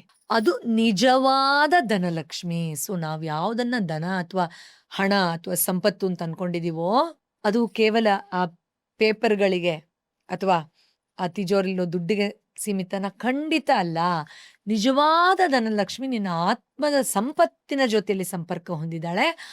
ಆ ಸಂಪತ್ತಿನ ಧನಲಕ್ಷ್ಮಿ ಪ್ರಕಟ ಆಗ್ಬೇಕಾದ್ರೆ ನೀನು ಇಷ್ಟೂ ಲಕ್ಷ್ಮಿಗಳನ್ನ ಸಮತೋಲನದಲ್ಲಿ ಇಟ್ಕೊಂಡು ಅದರ ಆರಾಧನೆ ಮಾಡಿ ಅದಕ್ಕೆ ಸೂಕ್ತವಾದ ಸಾಧನೆಯನ್ನ ಮಾಡ್ತಾ ಹೋದ್ರೆ ನಿಜವಾದ ಸಂಪತ್ತನ್ನ ಈ ಜನ್ಮದಲ್ಲಿ ಕೊಡ್ತಾಳೆ. ಅದನ್ನ ನೀವು ಮುಕ್ತಿ ಅಂತಾದ್ರೂ ಕರೀರಿ, ಸ್ವಾತಂತ್ರ್ಯ ಅಂತಾದ್ರೂ ಕರೀರಿ, ಜ್ಞಾನೋದಯ ಅಂತಾದ್ರೂ ಹೇಳಿ, ಪರಮಾನಂದ ಆದ್ರೂ ಕರೀರಿ. ಅದೇ ಉದ್ದೇಶಕ್ಕೆ ಈ ರೀತಿಯ ಲಕ್ಷ್ಮಿಯಾಗಿ ಆ ವೈಭವ, ಆ ಸಂಪತ್ತು, ಅಭಿವೃದ್ಧಿ, ಆ ಒಂದು ಆಸೆ, ಆ ಒಂದು ಬೇಕು ಅನ್ನುವಂತಹ ಒಂದು ಉತ್ಸಾಹಕತೆ ಅದರ ರೂಪದಲ್ಲಿ ಶುರುವಿನಲ್ಲಿ ಶುರು ಮಾಡ್ತಾಳೆ. ಆಮೇಲೆ ಅಲ್ಲಿ ಹೋಗಿ ನಿಲ್ಲತ್ತೆ. ಆ ಧನ ಸಂಪಾದನೆ ಆಗಬೇಕು. ಧ್ಯಾನ ಮಾರ್ಗದಲ್ಲಿ ಲಕ್ಷ್ಮಿಯನ್ನು ಅನುಭವಿಸಿದಾಗ ಆಹಾ, ಅದಕ್ಕಿಂತ ಸುಂದರವಾದದ್ದಿನ್ನಿಲ್ಲ, ಅದಕ್ಕಿಂತ ಆನಂದವಾದದ್ದಿನ್ನೂ ಇರೋಕ್ಕೆ ಸಾಧ್ಯನೇ ಇಲ್ಲ. ಸೊ ಈ ರೀತಿಯಾಗಿ ಆಂತರಿಕವಾಗಿ ಅಂತರ್ಪ್ರಪಂಚದಲ್ಲಿ 8 ಲಕ್ಷ್ಮಿಯನ್ನು ನಾವು ನೋಡ್ಬೇಕು. ಸರ್ ನೋಡಿ, ಈ ಅಲಕ್ಷ್ಮಿ ಅಂತ ಹೇಳ್ತಾರೆ ಅಥವಾ ದರಿದ್ರ ಲಕ್ಷ್ಮಿ ಅಂತ ಹೇಳ್ತಾರೆ. ಸೊ ಆ ಅಲಕ್ಷ್ಮಿ ಅನ್ನೋದು ಅದೇನೋ ಕೆಟ್ಟದು ಅಥವಾ ಲಕ್ಷ್ಮಿಲಿ ಏನೋ ಒಂದು ನೆಗೆಟಿವ್ ಇದು ಆ ಥರ ಅಲ್ಲ. ಅದನ್ನ ಒಳಗಡೆ ಒಂಚೂರು ಹೋದಾಗ ನಿಮಗೆ ಏನೋ ಒಳ್ಳೆದನ್ನು ಪಡ್ಕೊಳ್ಬೇಕು, ಅದಕ್ಕೆ ಕೊರತೆ ಆಗ್ತಾ ಇದೆ ಅಂತ ಆದರೆ ಅದಕ್ಕೆ ಸಂಬಂಧಪಟ್ಟ ಯಾವುದೋ ನಕಾರಾತ್ಮಕ ಮನಸ್ಥಿತಿ ಅಥವಾ ಆಲೋಚನೆಯೇ ನಿಮ್ಮೊಳಗಿರುವ ಅಲಕ್ಷ್ಮಿ.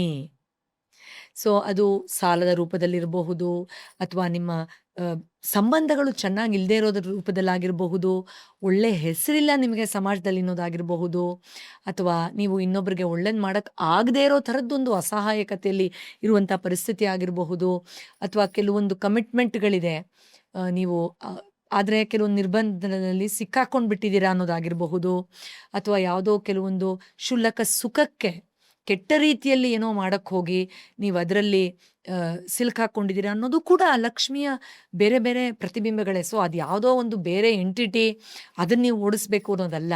ಈ ಎಲ್ಲ ಅಂಶಗಳೇ ನಿಮ್ಮೊಳಗೆ ಆ ಒಂದು ಸಫರಿಂಗ್ ಅಥವಾ ಆಬ್ಸ್ಟಕಲ್ಸ್, ಆ ಒಂದು ಕೊರತೆ, ಆ ಹಿಂಸೆ, ಆ ಅಡೆತಡೆಗಳೇ ಈ ಅಲಕ್ಷ್ಮಿಯಾಗಿ ನಿಮ್ಮ ಒಳಗಡೆನೇ ಇರುವ ನಿಮ್ಮದೇ ಮನಸ್ಥಿತಿಯ ಪ್ರತಿಬಿಂಬವಾಗಿರುತ್ತೆ. ಅದರಿಂದ ನಾವು ಹೊರಗಡೆ ಬರ್ತಾ ಇರಬೇಕಾದ್ರೆ ಯಾವ ರೀತಿಯೆಲ್ಲ ಆ ಒಂದು ಚಿಂತಾಮಣಿ ಅನ್ನೋದನ್ನೆಲ್ಲ ನಾವು ಇದರಲ್ಲಿ ಹೇಳ್ತಾ ಹೋಗ್ತೀವಿ. ಬೇಕಾದ್ದನ್ನು ಪಡ್ಕೊಳ್ಳುವಂಥದ್ದು, ನಮಗೆ ಇದರೆಲ್ಲದಿಂದ ಹೊರಗಡೆ ಬರೋಕ್ಕೆ ಬೇಕಾದ ವರವನ್ನು ಪಡ್ಕೊಳ್ಳುವಂಥದ್ದು ಇತ್ಯಾದಿ ಅಂತ ಅದನ್ನು ಲಕ್ಷ್ಮಿಯ ವಿಚಾರಗಳಲ್ಲಿ ಹೇಳ್ತಾ ಹೋಗ್ತೀವಿ. ಇನ್ನೊಮ್ಮೆ ಅದನ್ನು ವಿಸ್ತಾರವಾಗಿ ಈ ಥರದ್ದೆಲ್ಲ ಕಲ್ಪವೃಕ್ಷ, ಕಾಮಧೇನು, ಚಿಂತಾಮಣಿ ಇದ್ರ ಬಗ್ಗೆ ಎಲ್ಲ ಮಾತಾಡೋಣಂತೆ. ಬಟ್ ವಾಸ್ತವದಲ್ಲಿ ಆ ಅಂತರ್ಶಕ್ತಿಯ ಅನಾವರಣವನ್ನು, ಲಕ್ಷ್ಮಿಯ ತತ್ವಗಳನ್ನು ಅರ್ಥ ಮಾಡಿಕೊಂಡಾಗ ಇದೆಲ್ಲದರಿಂದ ಹೊರಗಡೆ ಬರೋದಕ್ಕೆ ಬೇಕಾದ್ದನ್ನು ಪಡ್ಕೊಳ್ಳೋ ಜ್ಞಾನವನ್ನು ಸಿದ್ಧಿಸ್ಕೊಳ್ಳುವಂಥ ಒಂದು ಸುಂದರವಾದ ಅನುಭವಗಳೇ ಆಗಿವೆ. ಆದ್ದರಿಂದ ಲಕ್ಷ್ಮಿಯನ್ನು ಇಷ್ಟು ಆಳವಾಗಿ ಅರ್ಥ ಮಾಡಿಕೊಂಡು ಸಂಭ್ರಮಿಸಬಹುದು. ನಮ್ಮದೇ ದೇಹದ ಸೌಂದರ್ಯ, ಆರೋಗ್ಯದಿಂದ ಹಿಡಿದು ಎಲ್ಲರಿಗೂ ಒಳಿತಾಗಲಿ ಎನ್ನುವಂಥ ಒಂದು ವಿಶಾಲವಾದ ಮನಸ್ಥಿತಿಯವರೆಗೂ ಎಲ್ಲ ಕಡೆ ಅವಳಿದ್ದಾಳೆ. ಅದ್ರ ಬಗ್ಗೆ ಮಾತಾಡೋದೇ ನಮ್ಮ ಪುಣ್ಯ, ಅದೇ ನಿಜವಾದ ಸಂಪತ್ತು. ಆಸ್ ಯೂಶುವಲ್ ಪ್ರತಿ ಪಾಡ್ಕಾಸ್ಟ್ ಕೂಡ ತುಂಬ ಚೆನ್ನಾಗಿರುತ್ತೆ ಮಟ್ಟಿಗೆ. First of all thank you ಪಾಡ್ಕಾಸ್ಟಿಗೆ ಬಂದಿದ್ದಕ್ಕೆ ಆ್ಯಂಡ್ ಇಷ್ಟು ಅದ್ಭುತವಾದಂಥ ವಿಚಾರ ಹಂಚ್ಕೊಂಡಿದ್ದಕ್ಕೆ. ಮಹಾಲಕ್ಷ್ಮಿ ನಮ್ಮೆಲ್ಲರಿಗೂ ಒಳ್ಳೇದು ಮಾಡಲಿ, ಎಸ್, ನಮ್ಮ ಸ್ನೇಹಿತರನ್ನ ತುಂಬ ಚೆನ್ನಾಗಿರಲಿ, ನಿಮ್ಮನ್ನು ತುಂಬ ಚೆನ್ನಾಗಿರಲಿ, ಥ್ಯಾಂಕ್ ಯು. ನಾನು ತುಂಬ ಚೆನ್ನಾಗಿರ್ಬೇಕು. ಯಾವುದು ಸರ್ ಆಮೇಲೆ ಸೆಲ್ಫ್ ಲವ್ ಇದು ನೋಡಿ, ಹೌದು. ಆಮೇಲೆ ಈ ವಿದ್ಯೆ ಪ್ರಕಟ ಆಗ್ತಾ ಇದೆಯಲ್ಲ, ಅದು ಸಂಪತ್ತೆ. ನಿಜ. ನಿಮ್ಮ ಪಾಡ್ಕಾಸ್ಟಿನ ಪ್ರತಿ ವಿಡಿಯೋ ಅದು ಯಾಕಷ್ಟು ಸಂಭ್ರಮಿಸ್ತಾರೆ ಅಂತಂದ್ರೆ ನಿಮ್ಮ ಸಬ್ಸ್ಕ್ರೈಬರ್ಸು, ಫಾಲೋವರ್ಸ್ ಅಥವಾ ಯಾರೇ ವಿಡಿಯೋ ನೋಡೋರು, ಯಾಕಂದ್ರೆ ಅವ್ರಿಗೆ ಅದರಲ್ಲಿ ಖಂಡಿತ ವಿದ್ಯಾಲಕ್ಷ್ಮಿ ದೊರೀತಾ ಇದ್ದಾಳೆ. ಸತ್ಯ. ಅದರಿಂದ ಇಲ್ಲಿ ಪ್ರಕಟ ಆಗುವ ಪ್ರತಿ ಅನುಭವವು ಲಕ್ಷ್ಮಿಯ ಅನಾವರಣವೇ, ಅದರಲ್ಲಿ ಯಾವುದೇ ಡೌಟ್ ಇಲ್ಲ. ಆ್ಯಂಡ್ ಹೃದಯಪೂರ್ವಕವಾಗಿ ಆತ್ಮಸಾಕ್ಷಿಯಾಗಿ ಹೇಳ್ತೀನಿ, ನೀವು ಏನೇನೇನೆಲ್ಲ ಮಾಡ್ಬೋದಾಗಿತ್ತು ಲೈಫಲ್ಲಿ, ಈ ವೃತ್ತಿನ ಚೂಸ್ ಮಾಡಿದ್ದೀರಾ ಅಂದರೆ ನೀವು ಖಂಡಿತ ಲಕ್ಷ್ಮೀ ಪುತ್ರರಾಗಿ ಆ ಅಂಶವನ್ನು ಅಂದರೆ ವಿದ್ಯೆಯ ಮೂಲಕ ಬೇರೆ ಬೇರೆ ಸಂಪತ್ತುಗಳನ್ನು, ರಿಯಲ್ ಅಬಂಡೆನ್ಸ್ ಅಂತೀವಲ್ಲ, ಸಮೃದ್ಧಿಯನ್ನು, ಅಭಿವೃದ್ಧಿಯನ್ನು ಅನುಭವಿಸೋದನ್ನು ಕಲಿಸ್ಕೊಡ್ಬೇಕು ಅನ್ನೋ ರೀತಿಯಲ್ಲಿ ಒಂದು ಚಾನೆಲ್ನ ನೀವು ಓಪನ್ ಮಾಡಿರೋದು, ಅವಳ ಸಂಕಲ್ಪದಲ್ಲಿ ಇದು ನಡೀತಾ ಇರೋದು, ನಮಗೆ ಗೊತ್ತಿರೋದ್ರಲ್ಲಿ ನಾವು ಅದನ್ನು ಹಂಚ್ಕೊಂಡು ಸಂಭ್ರಮಿಸ್ತಾ ಇರೋದು, ಅವ್ರಿಗೆ ಗೊತ್ತಿರೋದ್ರ ಜೊತೆಲಿ ಇದನ್ನು ದೇವರಿಗೆ ಒಡವೆ ಹಾಕಿ ಅಲಂಕಾರ ಮಾಡ್ತಾರೆ, ಅಳವಡಿಸ್ಕೊಳ್ತಾ ಇರೋದು, ಇದು ಲಕ್ಷ್ಮಿ ಅಲ್ಲದೆ ಇನ್ನೇನು ಸರ್ ಇದು. ಸೊ ಇದೇ ವರಮಹಾಲಕ್ಷ್ಮಿ ವ್ರತ ನನ್ನನ್ನು ಕೇಳೋದಾದರೆ. ಈ ಅವಕಾಶ ಮಾಡಿಕೊಟ್ಟಿದ್ದಕ್ಕೆ ನಿಜವಾಗ್ಲೂ ಅನಂತ ಧನ್ಯವಾದಗಳು ನಿಮಗೆ. ನನಗೆ ಎಷ್ಟೋ ಸತಿ ಅನಿಸುತ್ತೆ, ಒಂದು ಒಡವೆನ ನಾವು ಮಾಡಿಸ್ಕೊಂಡು ಸಂಭ್ರಮದಿಂದ ಲಾಕರಲ್ಲಿ ಇಟ್ಟರೆ, ಎಷ್ಟೋ ವರ್ಷ ಇಟ್ಟರೆ ಅದನ್ನು ತೊಗೊಂಡಿದ್ದು ಪ್ರಯೋಜನ ಇಲ್ಲ, ಅದೇ ಹಾಕೊಂಡು 4 ಕಡೆ ಓಡಾಡ್ಕೊಂಡು ಬಂದರೆ ಅದನ್ನ ನೋಡ್ತಾರಲ್ಲ ಅವರು ಆ ಸೌಂದರ್ಯನ ಆನಂದಿಸ್ತಾರೆ, ಅವಾಗ ಆ ಒಡವೆಗೆ ಜೀವ ಬರುತ್ತೆ. ಸತ್ಯ ಅಲ್ಲ? ಆ ಥರ ನಮ್ಮ ಹತ್ರ 2 ಸೆಂಟೆನ್ಸ್ ತಲೆಯಲ್ಲಿ ಇರಬಹುದು, ಅದನ್ನು ನೀವು ಆಚೆ ತೆಗೆದು ಅದು ಜನಕ್ಕೆ ತಲುಪಿಸ್ತೀರಲ್ಲ, ಅದು ನಿಜವಾಗ್ಲೂ ಒಂದು ದೊಡ್ಡ ವ್ರತನೇ. ಆ ವ್ರತದಲ್ಲಿ ಭಾಗವಹಿಸೋದಕ್ಕೆ ನಮ್ಮೆಲ್ಲರಿಗೂ ನೀವು ಅವಕಾಶ ಮಾಡಿಕೊಟ್ಟಿದ್ದಕ್ಕೆ ತುಂಬಾ ಧನ್ಯವಾದಗಳು. ನಿಮಗೆ ಆ ತಾಯಿ ಮಹಾಲಕ್ಷ್ಮಿಯ ಕೃಪೆ ಯಾವಾಗಲೂ ಇರಲಿ, ಸಮೃದ್ಧವಾಗಿರಿ, ಎಲ್ಲರಿಗೂ Thank you. ಸಮೃದ್ಧಿಯನ್ನು ಇದೇ ಥರ ಹಂಚ್ತಾ ಇದೆ sir. Thank you so much.